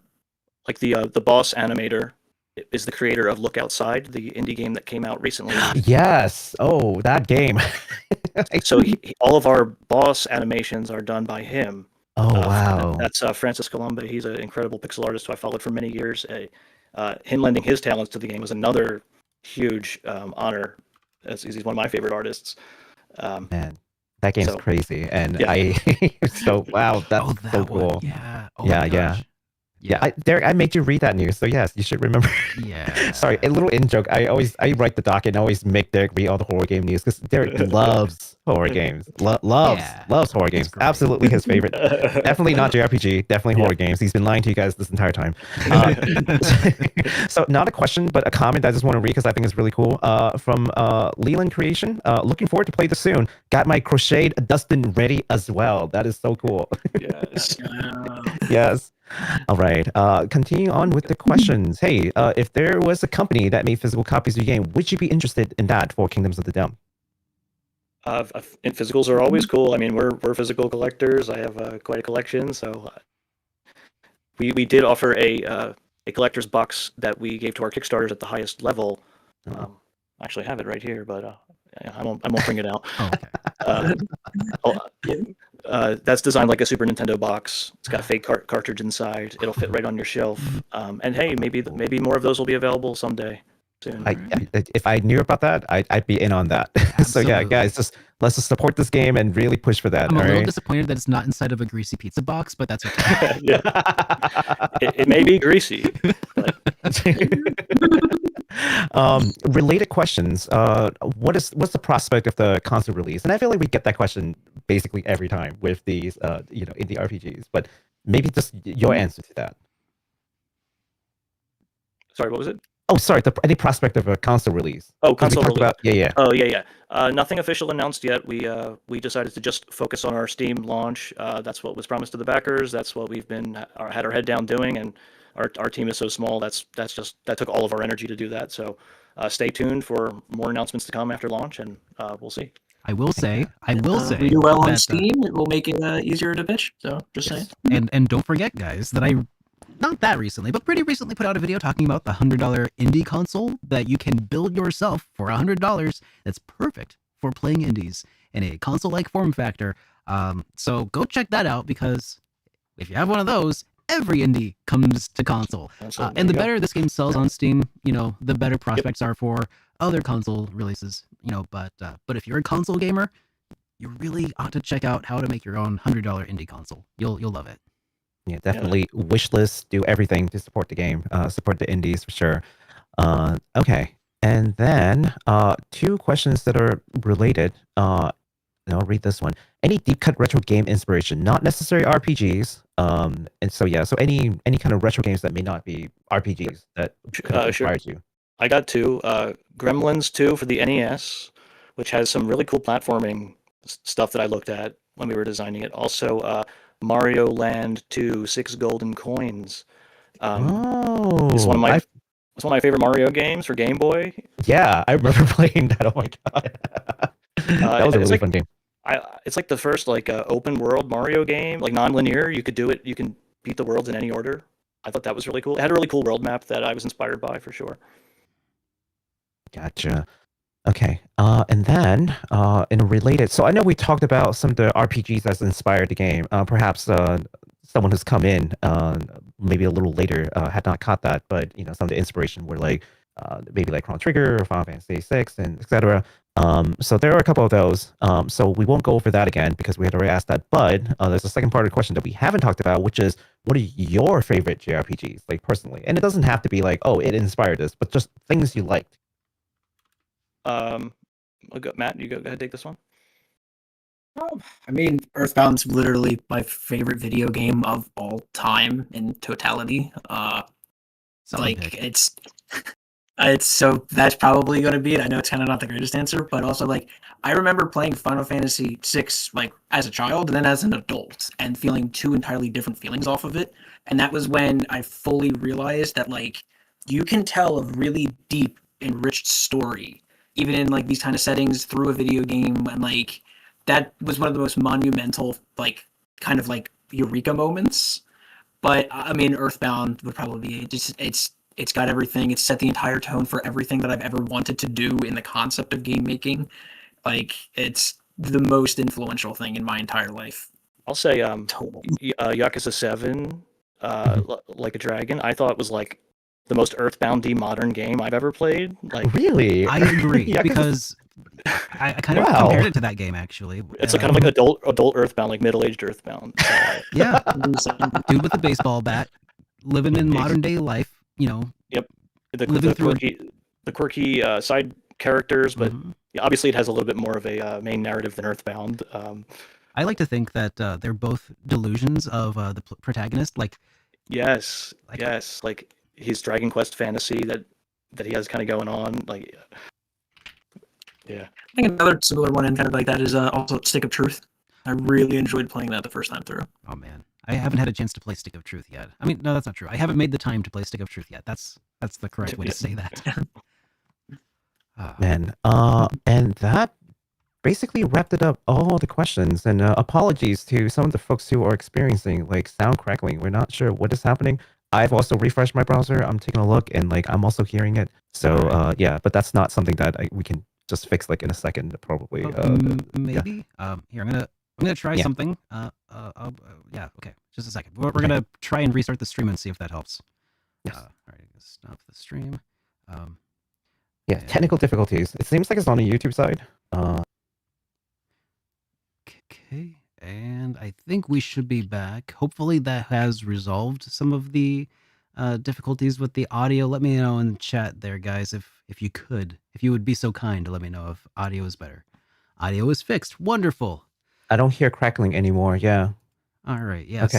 something weird was going on there. Sorry about that, folks. Yeah. no worries. Okay. Do you mind if I just sort of ask that last question again, just in case folks didn't catch that? Like, if there Sure. are any, so again, so the question was, are there any RPG that inspired the game, which we had talked about? Like, that was like one of the first questions. So probably like whoever asked maybe have missed it.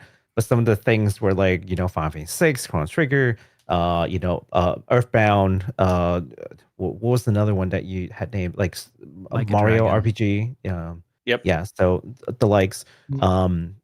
But perhaps the question that hasn't been asked is like, well, okay, so those are the ones that directly inspired the game. But what are some games that you just like? It doesn't have to have inspired this game, but it's just like just things that you enjoyed. So I think we would be interested to know about that. So yeah, if you don't mind, just like perhaps just giving like a brief that way, like maybe some of the folks who didn't catch it before because of the cracking issue. Yeah, sure. I said for me on the RPG side, I really enjoyed Yakuza 7, Like a Dragon. Definitely felt to me kind of like a modern day Earthbound or like a middle-aged version of Earthbound, where it had these kind of really interesting and funny side characters, and just the whole presentation. The battle system was super fun too. I really liked the stuff that they with the turn-based system there. I hope you had a chance to play A because I think I did. fixed some of the issues. Yeah. Yep, it was even better. I think I like the story in 7 better, but I think the battle system definitely better in 8. Dude, me exactly. I said the exact same thing. I'm like, yeah, 7 had a better story, but 8 battle was like way cleaner. They like really fixed up all the issues that So good. Are present. Yeah. And the story was still fun.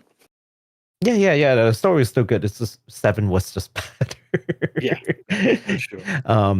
And Roach, what about you? Well, I'm Roach. So sorry, I got the name. It's the name. I blame Derek because it was Roach and Everdredd, and it was like that's how they do it on the movie posters, right? Dang it, Derek. The names are switched. Yeah. And Everdredd. How about you? What say you? I said that mine was that my favorite video game of all time was Earthbound, so it's been influential in absolutely everything that I've ever done. I know that's not the spiciest answer, but Final Fantasy VI was also the game that I realized that like you can tell a deep, enriching story with. But I'm gonna go on a shocking thing. I think some of the best RPGs recently have been sports games. What? They have an attribute aspect where you can put in and build up your stats. They have perks where you actually get to like increase different things with it. It's one of the most in-depth RPGs where you can customize your classes, your characters, and everything in the most unconventional. Like I said, if I was going to give a spicy take, that's the one. Well, RPG mechanics have found their way into like all. I've never gotten a fist fight with a janitor before, but as of now, like I watched my brother playing it, and there's like, you gain a level, you gain perks, you're buying different stats and different things that you're doing. And I'm like, this got role playing elements to it now. Like, yeah, it used to be such a taboo, well, no, I mean not taboo, but like, you almost get made fun of for like taking this so seriously, like, oh, all the stats, like, you just play like, when we were kids, there are these like action games, like no stats, just like one of those like platform games or whatever, and it's just all action, right? And that's what you expected, right? But if you're such a nerd and you play an RPG and you're specking out your characters and choosing classes or whatever, now it's just ubiquitous, right? So everywhere. Progress, I guess. I'll take it. All right, that pretty much it concludes all the questions from the viewers. So thank you guys for asking all these wonderful questions. Thanks for joining us. I certainly hope that the way that you had inspired all these different professionals to talented people to join in this game is going to be the same passion that we're able to display here to then convince folks to play the games and also to perhaps be inspired to make their own. That is definitely what we hope to see. So yeah, in 2 days, man, that's or less than 2 days. Crazy. Let's go. Man. Well, thanks so much for having us, guys. Well, no, not yet. What Derek, ask the final question, sir. Yeah. Yes, I do always try to wrap up with one last question before I let you guys go, and that is, was there anything that I should have asked you that I didn't ask? Something that you were really hoping to talk about that I just didn't give you a chance to talk about?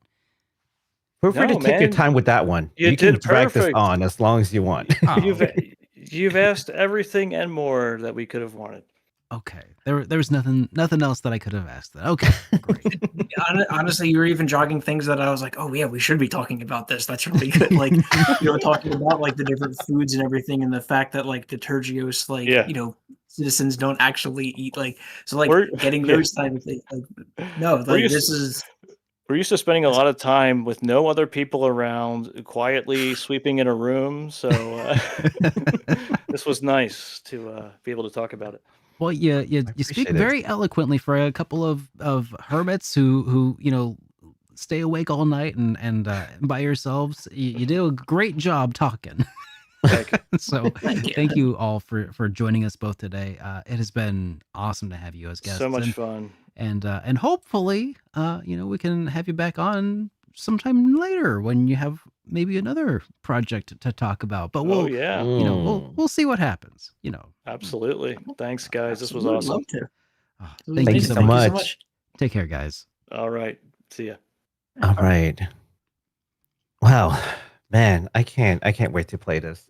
Embargo ends in like 2 days, and so yeah, and I'll play this. Dude, this game is Okay, so cool. To be clear, they had not told Derek and myself that there's an embargo, but it's pretty much self-imposed that we won't do this. So yeah, no releasing things ahead of time. You guys will see the games pretty much when oh yeah, we'll be able to play this officially when it's out. So don't I'm ask us so any stoked. questions. We I'm have so nothing to say hyped. to you. But it's good. It's good. Trust. Just trust. Okay. All right. So we actually do have so- a rest of the show after that interview. We have a few things still to talk about. So let's go ahead and get caught up on some of the more recent RPG news, including some new games that were announced. All right.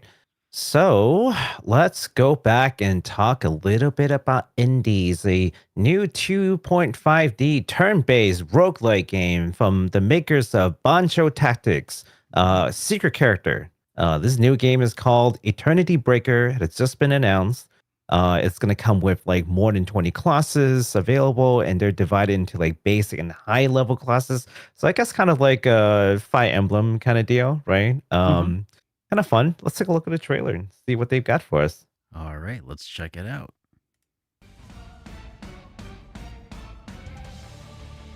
Oh, we have the extra. Yep, there we go.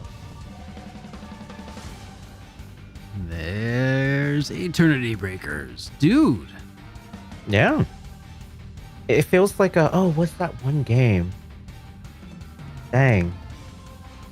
A little bit like Mega Man. It kind of looks a little bit like the grid-based system of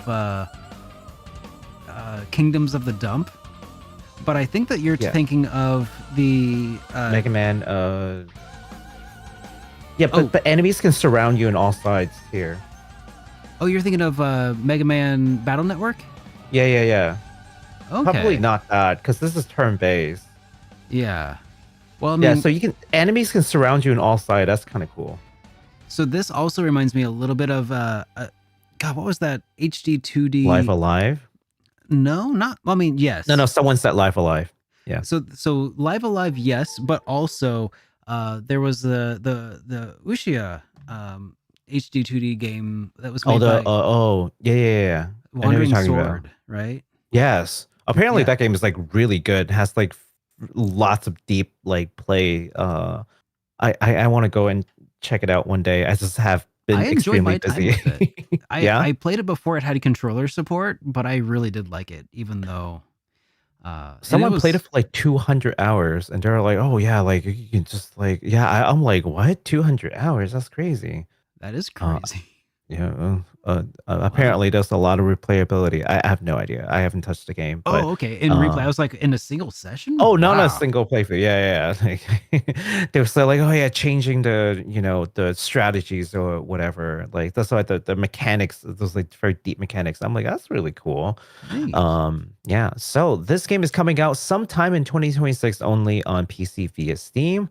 You got the next one, sir? All right. Well, the next one is coming from developer Frontside 1080 Studio. Oh, no, not 1080. 180 Studio. Comes a new 2D Metroidvania and roguelike action game called Nevergrave, The Witch and the Curse. You will be using a cursed hat to cast a variety of magic to reach lower levels, bring back loot, and build new facilities in the village. Strengthen yourself and go back in for more battles, and it supports up to 4-player multiplayer. Yeah, it has multiplayer. What?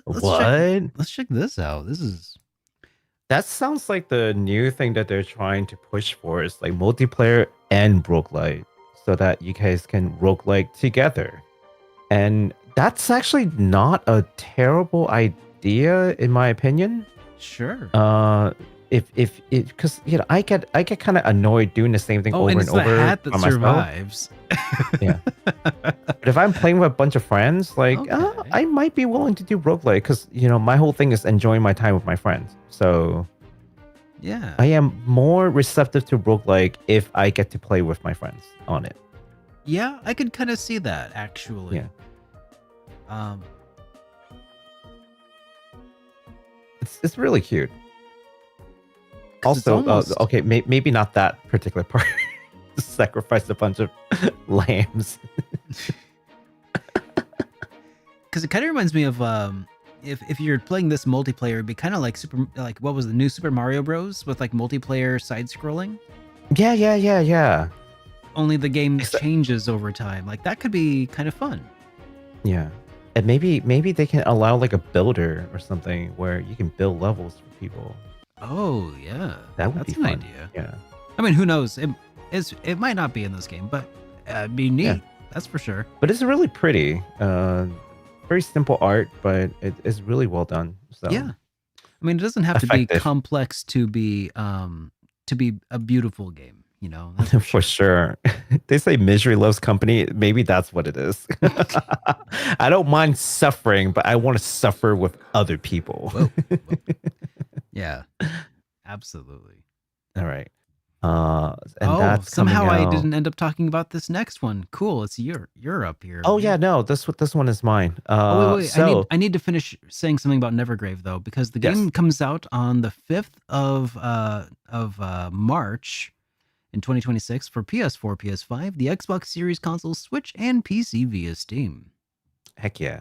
All right. Up next, Koei Tecmo and Team Ninja announced the remake of Fatal Frame 2, called Fatal Frame 2 Crimson Butterfly Remake. And that will be coming early next year. Let's take a look at the trailer. Alrighty. I'm actually excited for the all the remakes of Fatal Frame because I never played any of the Fatal Frame games because I didn't have the right consoles to do them. Yeah. But now that they're doing a remix, and I'm just like, all right, yeah, I'm down for this. I want in on this. It definitely seems like it'd be up your alley, that's for sure. Yeah, I just never had the right consoles to play these games. But now that they're doing the remix, I'm down. I'm down.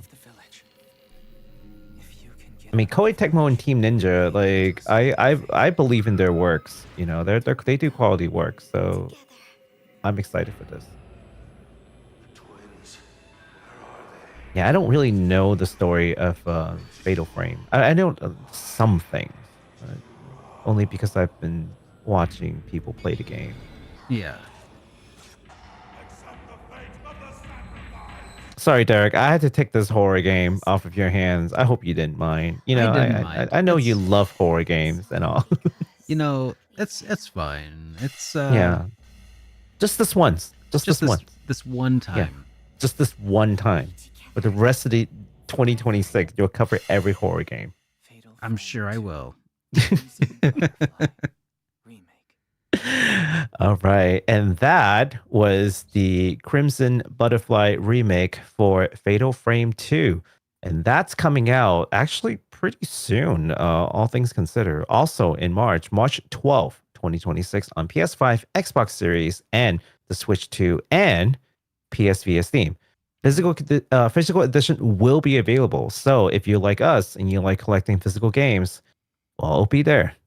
All right. Well, beware the Ides of March, guys. Yeah. All right. Oh gosh, dang it.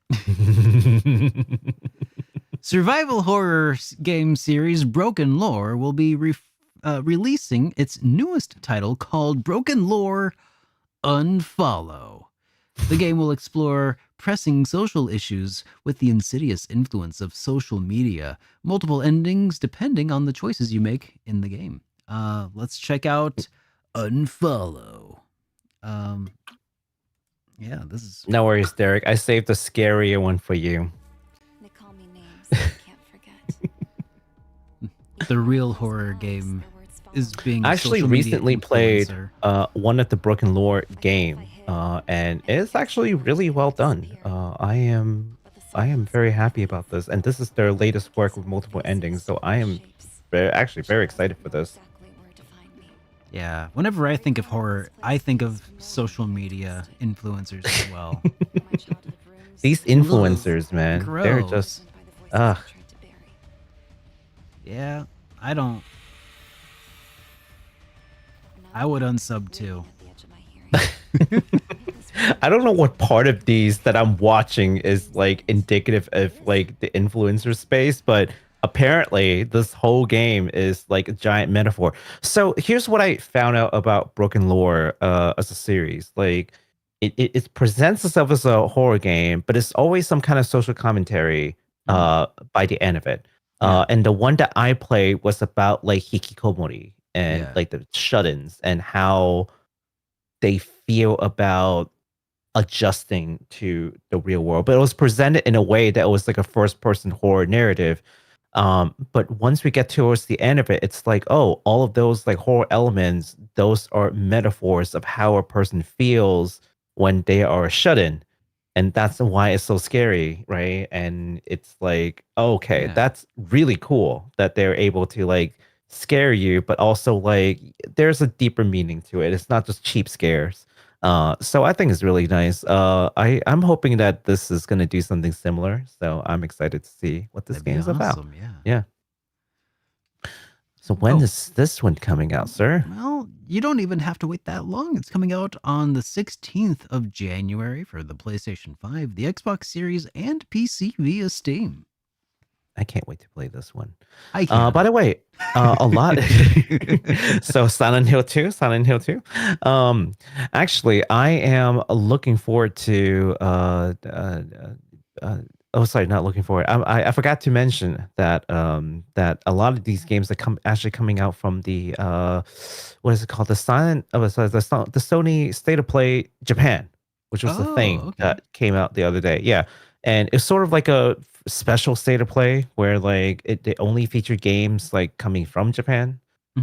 So I think that's pretty cool. But yeah, so if you saw the Sony State of Play Japan, this is where some of these games are coming from. Alrighty. Yeah. Well, you got this next one.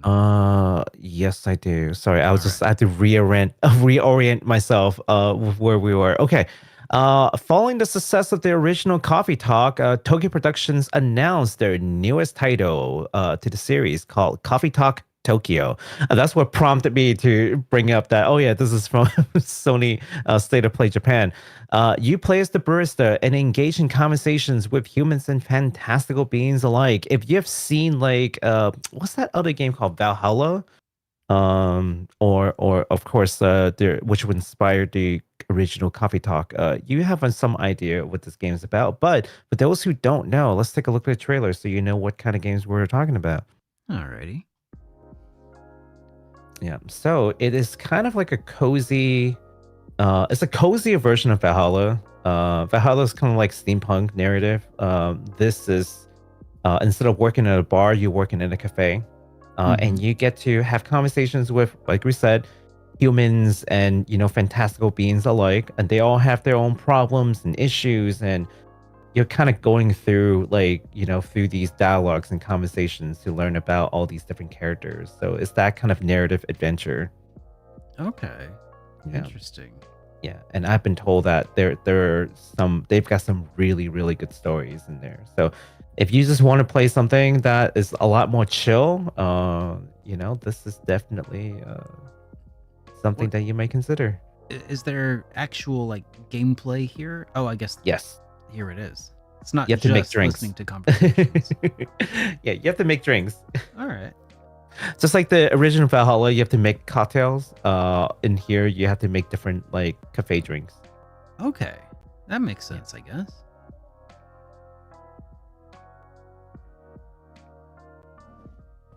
It sounds like it's got some chill beats to play in the back, so that's cool. Oh yeah. Also, like nice pixel Good arts. Good vibes. I can get used to that. Yeah. Yeah. Just to relax. Play a little bit, 10, 15 minutes. It doesn't have to be like killing monsters all day. We got to chill sometimes. Lies. This game is actually coming on March 5th in 2026 on PS5, Xbox Series, Switch, and PC via Steam. Check that out. All right. Well, speaking of not killing monsters all day, a new slice of life narrative driven simulation game from Nagai Industries called inKONBINI One Store, Many Stories has just been announced. The game itself is set in a small town convenience store in the early 90s of Japan. Play as Makoto Hayakawa, college student taking a break from her studies to help her aunt at a small convenience store. Oh, I'm excited for this game. This is the one that I'm the most excited about. Let's see what this is all about.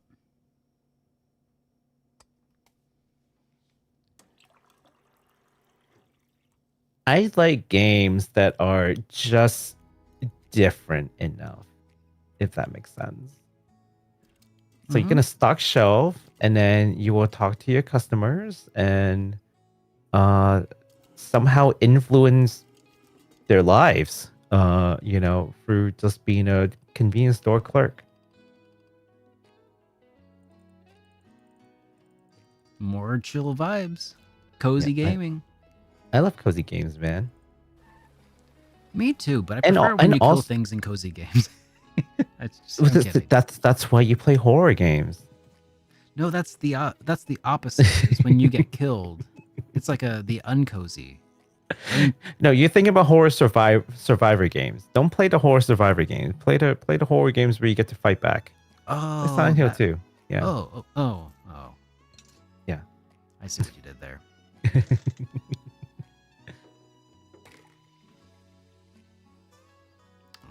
I'm excited for this. I like fun games like this.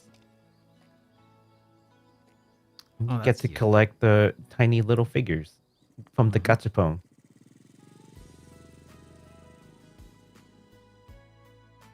The convenience store is called Honky Ponky. I just noticed that. It's so cute. Anyhow, yeah, this is inKONBINI. Oh, konbini as in convenience store? Yes. Yeah, that's funny. All right. Well, not funny. That's fun. Hey everyone. Hey. You like puns. All right. Yeah, this game's going to be coming out in April of 2026. It's releasing on PlayStation 5, the Xbox Series, Switch, and PC via Steam.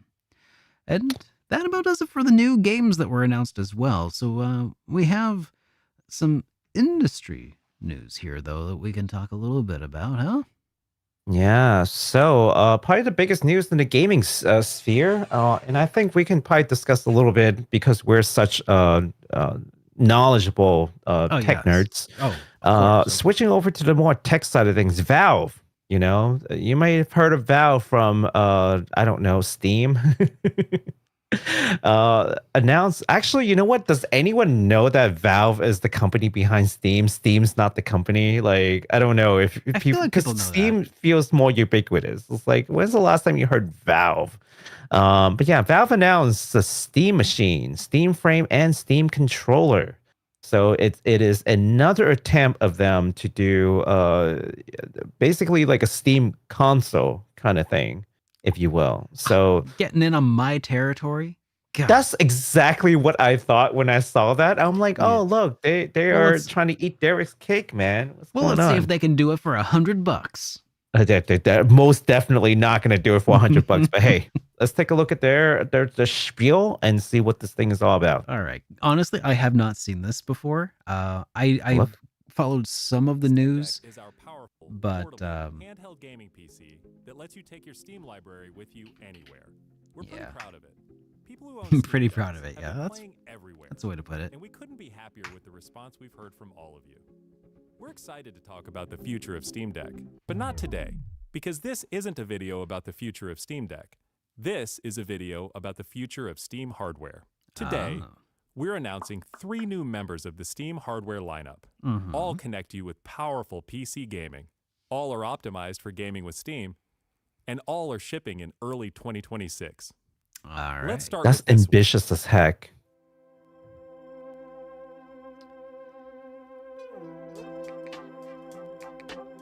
This is the new Steam controller. The new Steam controller puts all of your Steam games at your fingertips, so you can play wherever. Oh, this looks so much better than the old controller. The old controller was so bad. Play any game with your Steam controller. Yeah, Even games the old never controller built with was the pretty controller rough. designed. I bought have one. one. Features from Steam Deck. Oh, I don't- yeah, me too. I don't love it. I got it when it was $5. All in a combo. Yes, you beat too. Next generation magnetic thumbsticks let you play with improved responsiveness You know, and longevity. We've put capacitive this touch looks sensors like the on Steam Deck thumbsticks without a and screen, now on the back of the controller and too, that's all it so really you can needs to be. enable precision gyro aiming with the touch of your thumb, You know? or your pinky if you're feeling fancy. Play for way too long with a rechargeable lithium-ion battery that allows for over 35 hours of playtime. That's pretty With Steam impressive. controller, we want to make charging and wireless pairing something that's actually easy. That's why we created the Puck. The Puck is a combination wireless adapter and magnetic charger included with Oh. every Steam controller. Oh, yeah, yeah. That's Charge. neat. Once you're charged up, snap it off again. You can play over Okay, Bluetooth yeah. or a wired Controller has connection. MagSafe. The new Steam controller I can dig works it. with any device Yeah. running Steam And or you can just connect whether like it's a PC, hardwire if you Mac, really want to. handheld, smartphone, Sure. Steam Deck, or Yeah, the new because I Steam see the machine. Type C in the back, Oh, so it's not like you this is have the new to Steam do machine. wireless. You don't if you don't want to, you don't have to. Snooze Steam Machine. Here we go. Here's the important part. It's a Steam PC. Machine Wait, is a it's. powerful gaming PC in a small but mighty package, Mm-hmm. designed for your games on the big screen. It's quiet too, which is crazy since it's 6 times more powerful than a Steam Deck. Powered by a discrete, semi-custom AMD GPU, enabling 4K gaming at 60 frames per second with FSR. Steam Machine With runs FSR. SteamOS made With for a bigger FSR. screen, built for gaming in your Asterisk. living room, your office, or wherever you play, with the rest of your PC accessories. Steam Machine borrows some great features from Steam Deck, like lightning-fast sleep and wake, an SD card slot to easily expand your storage. It Hmm. brings some new tricks of its own, like a customizable LED strip, which can show different system functionalities, or your own light show. Steam Machine is a PC, so run whatever software you want, and it works with all your favorite desktop and gaming accessories. Steam Machine is designed to work hand in hand with the Steam controller, with the low latency, wireless connectivity of the Steam controller puck built right in. And it's great for streaming your games to your phone, tablet, laptop, Steam Deck, or Steam Frame. Oh, So yep, it's a PC. this is Steam. Okay. Yeah. No, this is the big one, I think. Hmm. I mean, I think they're both kind of big, but Steam Frame is Valve's next generation VR hardware. Stream all your Steam games, VR and non-VR alike, in this comfortable, lightweight, wireless VR headset. Steam Frame uses camera-based tracking, so getting into your games is as easy as slipping on the headset and waking it up. okay. Steam Frame controllers, included with the headset, are designed with all the inputs you need for your VR titles, like motion controls and capacitive tracking for all your fingers, as well as a split gamepad layout to work with your whole Steam library. They even feature the same magnetic thumbsticks as Steam controller for responsiveness and longevity. Neat, Steam neat. Frame also pairs seamlessly with the new Steam controller, a great companion for playing non-VR games in the headset. To make sure streaming Oh. is smooth and stable no So that'd matter be what, perfect for like Steam a Frame includes a wireless airplane or adapter public that tra- lets well, you maybe not stream your public game transit. from your PC to your headset over a fast and Dude, dedicated long airplane Wi-Fi 6 rides? connection. Heck And yeah. the game is streamed to your frame optimized for VR, using new technology that allows for the highest resolution That's streaming cool. exactly where your eyes are looking. Foveated And streaming. Steam Frame is a It's PC pretty sick. running SteamOS. In addition to streaming, you can install and play a bunch of VR and non-VR games right in the headset without a host PC. You So can it's like- also expand your Oh. onboard Yeah, so storage it's like an to even Oculus more games that's with a micro SD standalone, card. but you can also stream Steam stuff to controller, it. Steam Machine, and The Steam Deck. Quest. All It can built store on the games same within DNA the Steam, the thing. all powered Yeah, by yeah. Steam, work Yeah. It's a together, PC in the and headset used as well, however like you the like, Oculus Yeah. with Quest, whatever peripherals and accessories you choose. but with some special Everything you streaming see here sauce. is the culmination of what we've learned from our previous hardware experience and what we wanted ourselves as gamers. Powerful PC gaming in an open ecosystem, giving you more ways to enjoy the games you love and discover new ones. Steam controller, Steam Machine, and Steam Frame are all Ooh, shipping in they're 2023. really they're going after they're going after like Sony and definitely going after Xbox and I feel They're like not going Steam after Machine. Xbox. I don't Steam think Machine anyone's is going going to after eliminate Xbox. Xbox. I'm sorry. Xbox like, is kind of going after Xbox. Xbox is going after Xbox. Okay, be because real. I mean, look, I say this because like the only reason why consoles still exist, right? And I stand by it is because of standardization of specs, right? yeah. And it's a standardization of spec, plug and play, right? So ease of use and it's very important. I'll talk about it. And then the third thing is warranty, etc., right? Which is very important, right? So the standard in spec is extremely important when you're a game developer and you want to build a game to a certain spec, right? And the problem with PC, and we haven't seen this, and anyone who plays like a Square Enix game on PC would know, is like some games just runs better on some PC than others, and even when you have the exact same spec, it's just there's a difference in There's some how you've variation, set up 'cause the you computer. you don't know what else is running under the hood. Sure. Right, but the Steam Machine aims to eliminate that or minimize it at least to a degree where you can have a spec that developers can follow and try to aim for that as a standard. And that if it's widespread enough, that could be a game changer in how developers choose to aim for a certain spec to do PC games. Number one, obviously, because this is a one machine, and it's running off of Steam OS, there's that ease of use. So you plug it in, you pretty much expect it to just kind of work like any other console, right? Albeit more robust, and you can treat it like it's a PC. That remains to be seen. I would be very curious as to see how they want to do that, because they advertise it so that it's basically also a PC that you can also do like other things with, and not just a gaming console. But that introduces like other factors in how you could, as a user, potentially mess it up, where you can't with a console, because there's only so many things you can do with it under normal usage anyway, that limits the kind of problems that you may run into. Obviously, if you're one of those people who like hack your machines and do this and that, we're not talking about that. We're talking about under normal operations. There are only so little that you can do with a console. So the amount of things that can go wrong is drastically limited compared to a full-blown PC, where all kinds of things can go wrong in all kinds of places. I do have a question, though. Well, Yeah. maybe not a question, but a counterpoint to that. And that is that because this does deviate from the power of the Steam Deck itself, which has already sort of become a de facto standard in and of itself for so many indie developers, for instance, does this then kind of undercut the standard that was set by the deck itself? To a degree, but also not at the same time, because This is more like their higher. This is more like their pro console version. yeah, because they said that this is several times more powerful, right? Yeah. So they're not like, I feel like the Steam Deck is aiming towards games like for example, Kingdom of the Dumps, right? Or like indie RPGs, or or 2D AA platforms, RPGs. or maybe games like Hades, right? Like that kind of game.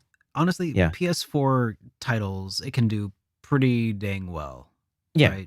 Right? But this, I feel like they're going after like the AAA titles Of the to current do console 4K of current console gen. So Yeah. they're setting a different bar here. Yeah. But the bar can only ever go up anyway. So to an extent, yes, does it undercut the current handheld? Yes, but also is going after a different market altogether, because handheld and at-home console are just inherently different. Granted, you But- can plug in your Steam Deck to play on TV. This is being marketed as being many more times more powerful, but you give up like the portability, right? Right. But Or- in our current ecosystem, I feel like gamers are already used to that, so that's not like a strange surprise for them. But here's the other thing you can do, though, is Mhm. stream your games from the Steam machine to the Steam Deck when you're on the local network. Yeah, I mean, you could And definitely probably even do that. over, even over the internet eventually, Yeah, probably. I mean, and to this, I look at Sony, and I'm just like, Sony, what is wrong with you and your Portal, man? Remember we talked about the Portal, the Yeah. PlayStation Portal? Some Yeah, look at people, this. some viewers actually really do like the Portal though, that they have. Right, But and it's and, and, very niche. it's very niche. But here's the thing, and I invite folks to reconsider this, and which is the Portal could have been a Steam Deck.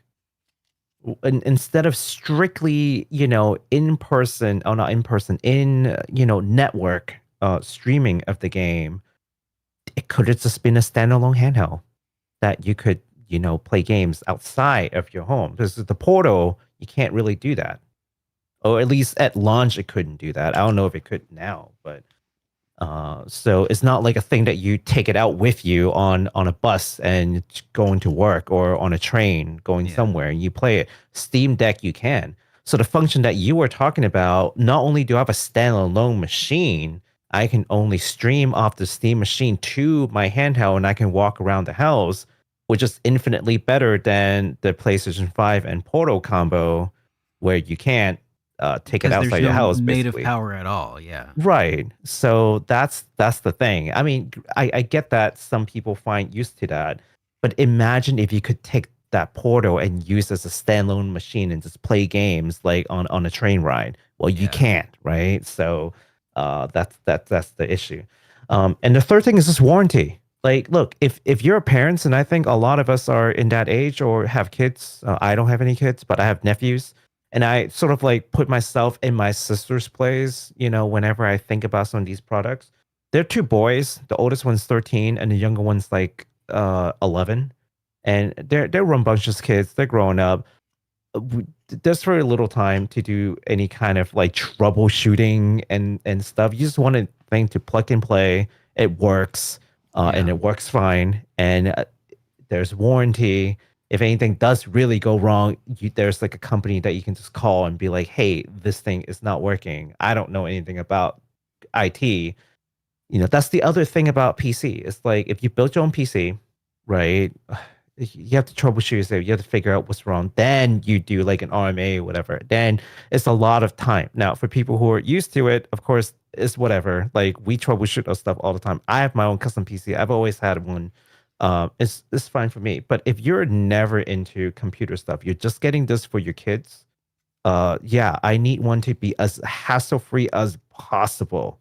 And that sort of addresses that problem with a console, but with Steam OS, and it runs off your Steam machine. It runs on your Steam account. And I think that's a huge, huge game changer. It is probably a lot bigger than maybe people are giving this credit for. And they're building out a whole like ecosystem. The controller no longer sucks, at least from what we've seen.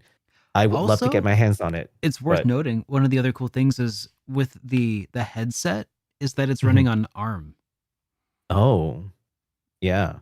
and it can play Steam OS games on Yeah. ARM. Man, it can that's play Windows games on ARM. on ARM. Man. Steam Deck, Steam OS is on ARM. The future's coming, man. Like, we're gonna Not- move not away just- from Not just x86, but what this is saying is like eventually, maybe, like you could run Steam OS on like an Android based device, essentially on ARM, that would be crazy. on like a smartphone. And you just That have would be access to, crazy. dude, Windows as a gaming platform is cooked. Like, oh my gosh. Like, and it's gonna be great. I love it. Yeah, I feel like people may not be giving this enough credit. It's like, yeah, they're releasing new hardware, so what? Like, I don't think you understand like the implications to this right now. Yeah. This is huge news.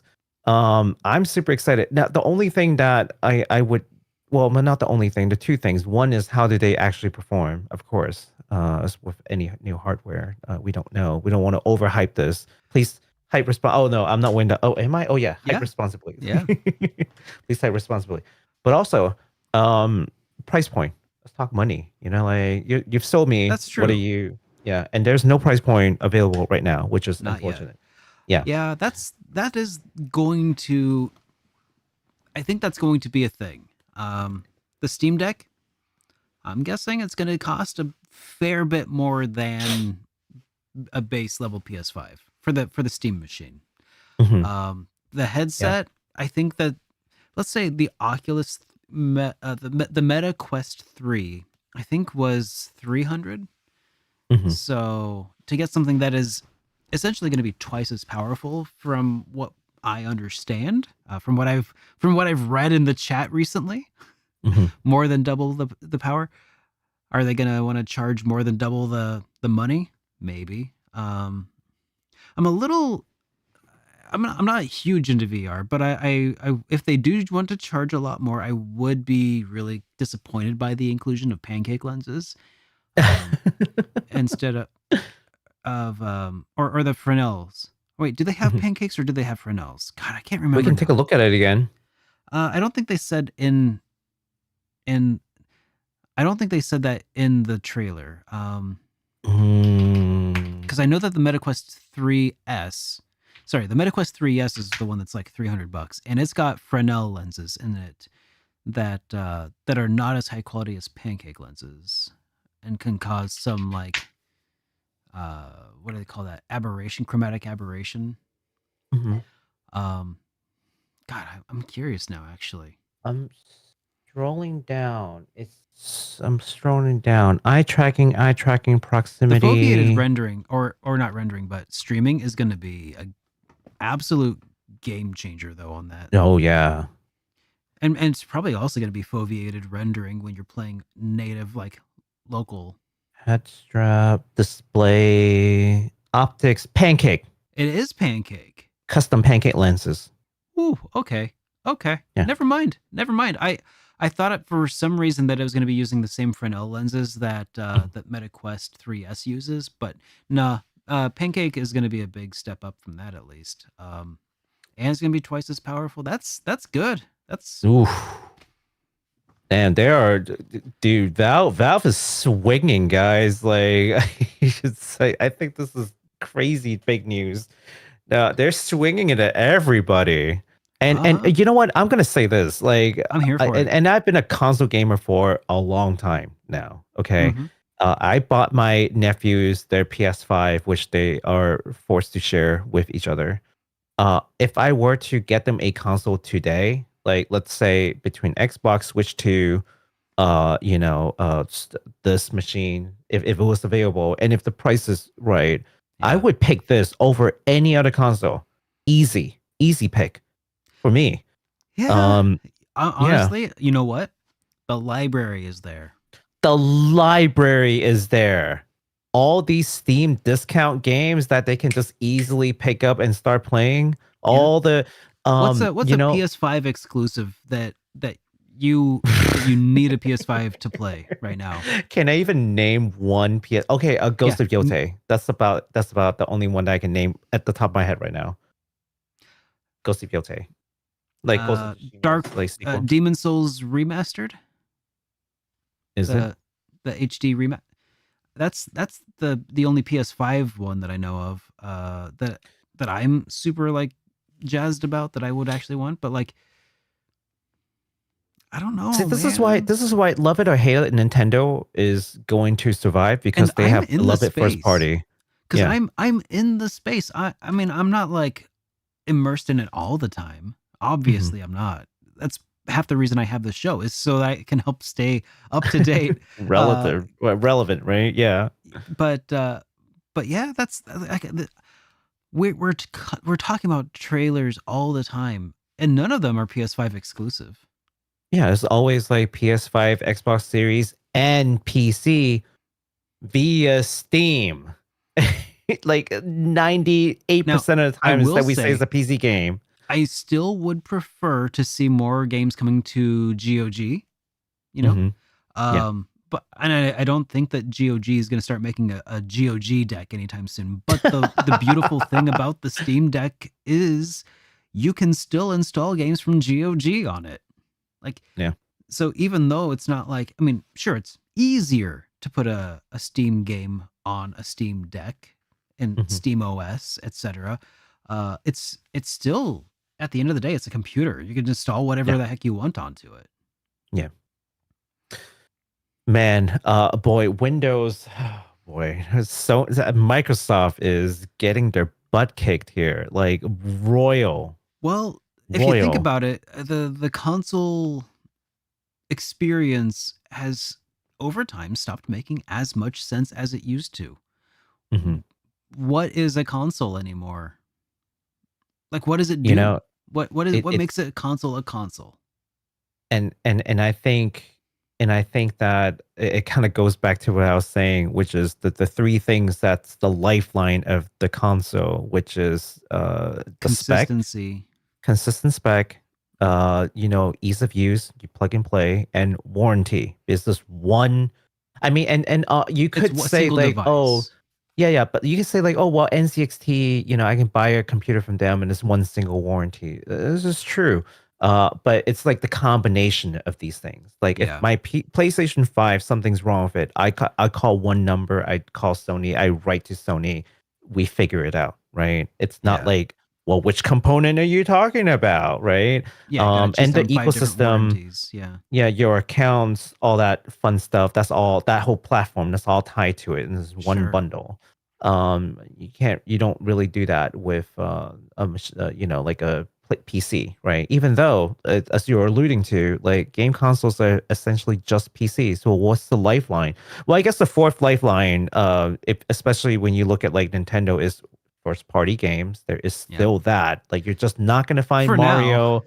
For now, you're not going to find Mario, you're not going to find Zelda, you're not going to find Pokemon, you're not going to find like all these very Let me tell you beloved though, man. franchise elsewhere.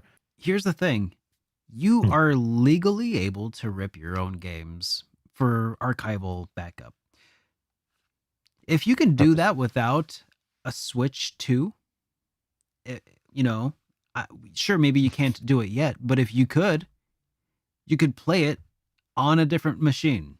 That's why And they're that's always fine. suing emulators. So what right? does, It's- yeah, Yeah, that's why they're always suing emulators. well, But that's the ones that are the using their only, proprietary code. Yeah. Yep, But that's the only problem, right? That's their, yeah. But Yep. providing that you're willing to go down that path, there's really nothing that stops you. Yeah. It's just, but it goes back to our previous point, which is ease of use and warranty. Yeah. You void ease of use because it's obviously not easy to True. do all this, and Not the yet. warranty is definitely going to be an issue too. But I mean, if you could put in, are there emulators on Steam? not that I'm aware of. I think Hmm. that's just asking for a lawsuit, but maybe. I mean, if I it's don't using know. your I own don't know. code, I mean, and maybe you could have it up there for free, because there are emulators know. on the App Store for Apple, right? So Oh, fair, yeah. so I don't know. I don't know either. I don't know. Yeah. But hey, it could become easy potentially in the future for Steam just to become. But here's the problem, I guess, is that eventually, if Steam becomes the omni console, then it's your only choice, really. Yeah, Kinda. consumer. I like how competitive Valve is becoming, Mhm. but I hate how uncompetitive everybody else is becoming in the process. Yes. Valve is becoming a very compelling experience on offer. Not because necessarily, I mean, sure, they are innovating in some ways, and that's great, but also others are just phoning it in right now. They're not providing a compelling alternative right now. Not enough. But we'll see what the pricing looks like in the end. Because if each of these is going to be like $1,000 or something, it might just be a non-starter. Yeah, if it's $1,000, I'm thinking to myself, like, if it was A $1,000, Switch 2, how much was a Switch 2? $600? how much is a Switch 2? Let me I know look it up right this now. is how relevant Switch 2 is to me. No, right now. Switch 2 is $450. $450? Yeah, $450. Not $600, $450. Oh yeah, Switch that's 2 right. on So the it was Nintendo website, $450. Now Oh, that's right. It was the 500, bundle that was going to put it up to like 450, 500-ish. 500. Yeah, the bundle but was definitely not 600. Yeah. Yeah. Okay. So Only the PS3 was 600. We'll see what happens to the PS6. oh my god. Yeah, I would if the Steam machine was available today and it's $600, if it was $600, Yeah. I would get that for my nephews. Hands down. I would get it for myself because I have way more powerful PC option. But if I were to build something, and yes, could I build a computer? Actually, no, I might not even be able to build a PC that is as powerful for that price because of all the custom items and whatnot. Plus, it has the warranty. Plus, it has the ease of use. I would love for it to be that price point. But I'm just in today's economy. I mean, even $1,000, I would be okay with it, and I'll tell you why. Because it also functions as a PC. So for kids, true. I'm just like, yeah, that could just be like you could also do your homework on it, right? Or Could something. you also? And who knows? It's got a and they can bespoke learn GPU. how a PC works. It's got a and bespoke which is priceless. GPU. Yeah. I wonder if it's got PCI Express. Like, could you swap in a better GPU later? Oh, that's a great question. I don't know. It's tall. Did you notice that? Does it? I mean, I kind of doubt it because I feel like that defeats the purpose of some of these That's things. true. I mean, that's true. I doubt could, they will allow it. Does it have an Oculink output or like Let me see. USB Semi-custom AMD 4? Zen 4, semi-custom AMD RDN4, RDNA? RDNA 3. So basically Radeon. But it is discrete in the sense that it is not on the CPU chip itself. Yeah. Two Steam machine models. Okay, there's a 2 terabyte model. Does it show the back? Wi-Fi, Is there a obvious Bluetooth. PCI Express expansion slot? Let me see. Probably USB, not. USB, Ethernet, AC, HDMI display port. No. Yeah. I'm looking at the. Hold on. Let me send it to you so you can look at it. Yeah. So maybe with like an external GPU, you could beef it up later down the road should you need it. But I don't think you even. It's USB-C. It's not Thunderbolt, so I don't think so. I don't think there's anything fast enough here to give you. See, that would have been the one thing that would just like seal the deal. If there was Thunderbolt on this thing and you can attach like a graphics card later, Yeah. that would end everything. Could extend its usability. Useful for sure. life. Yeah, for sure. I don't see it, but who knows? Maybe on release, some specs are subject to change ahead of availability. It says asterisk. So, who knows? Maybe it is. Who knows? Maybe. Yeah, it could change. They said that it could change. So we'll see. and the USB-C there, it could be Type 4. It could be USB-C type USB 4 Type C, which would allow for an external GPU. Potentially, we'll just have to see. Yeah. Okay. So to Bitback's point, they could absolutely sell at a loss, and they would be more than okay. More than okay. If it gets people into the Steam ecosystem and they start buying games, done deal. Like Steam just won hands down. It's sort of like the live service game, but not live service, right? Because you're perpetually buying new games on Steam once you're in the ecosystem. Yeah. And every time you buy a game on Steam, they win. Yeah. Yeah. That's the platform effect for you guys, right? That's the platform effect. No, absolutely. To your point, they could absolutely sell a loss. We'll so see if this they is do. a huge freaking deal. I think. I don't know that Steam has done selling things at a loss before to capture market share. That's true. Because frankly, they haven't needed to. They have a huge market share in PC gaming, which is bigger than ever. Maybe we'll see. This is just another step on PC gaming, like taking out consoles altogether. One brand, one company that can be trusted with a large library, outputting hardware that could basically replace console. If there's any company in the world that can do it, is Steam. There's Yeah. no, I mean, any company, Valve. I was Yep. just saying, yeah, if there's any company you can do, is Valve, and they're doing it.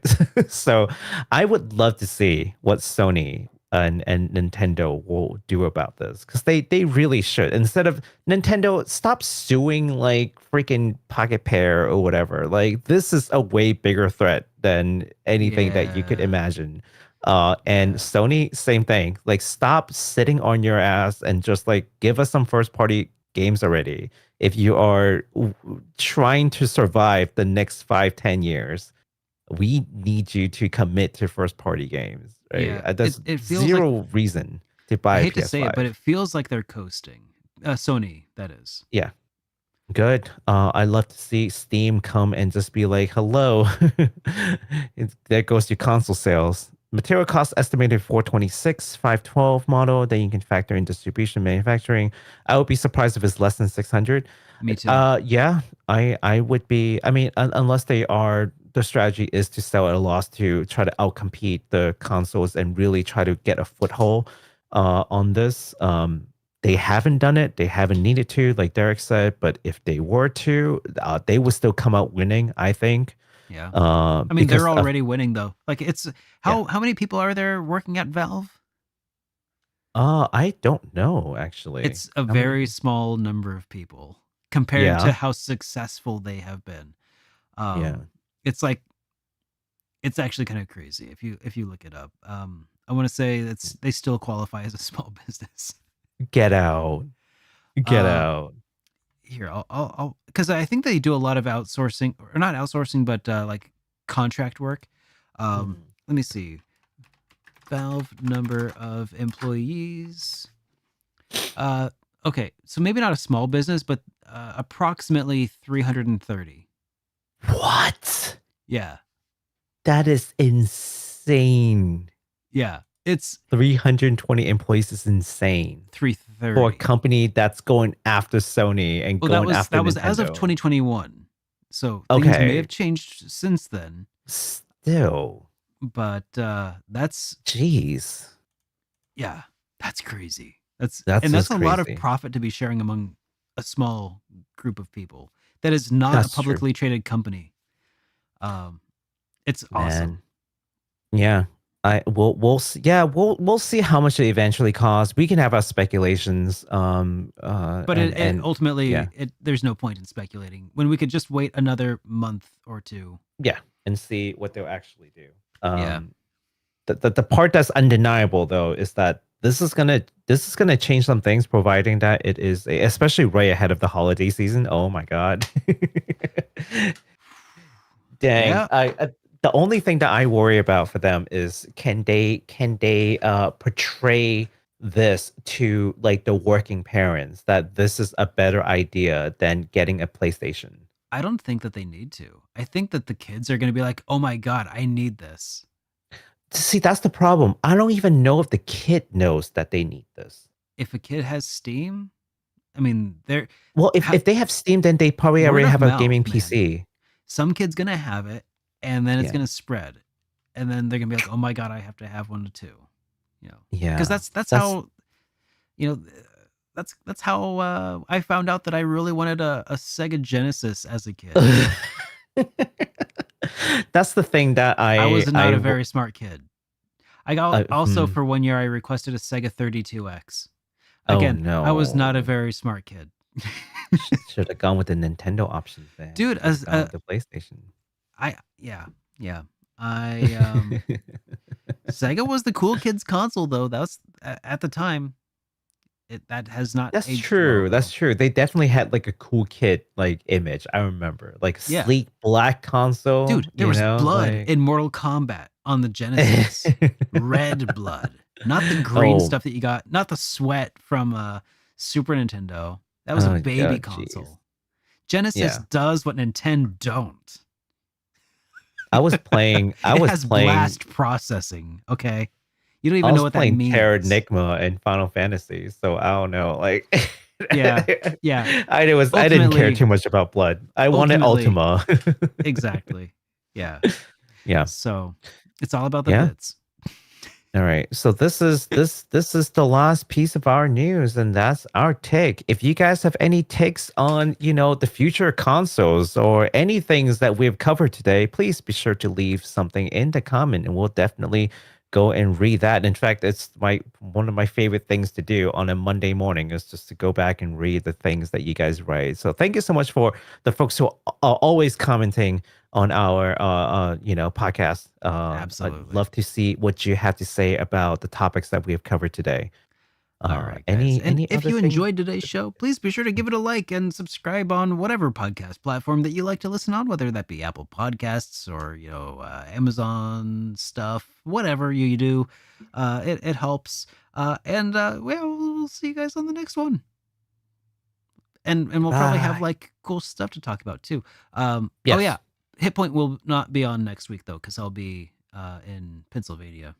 Okay. And then So after that will probably be Thanksgiving and stuff. yeah, HitPoint will. I don't figure it know if out. we'll do it We'll on the keep you posted. 30th. Yeah, Yeah. we'll figure it out. Yep. Take care, everybody. Good night, everyone.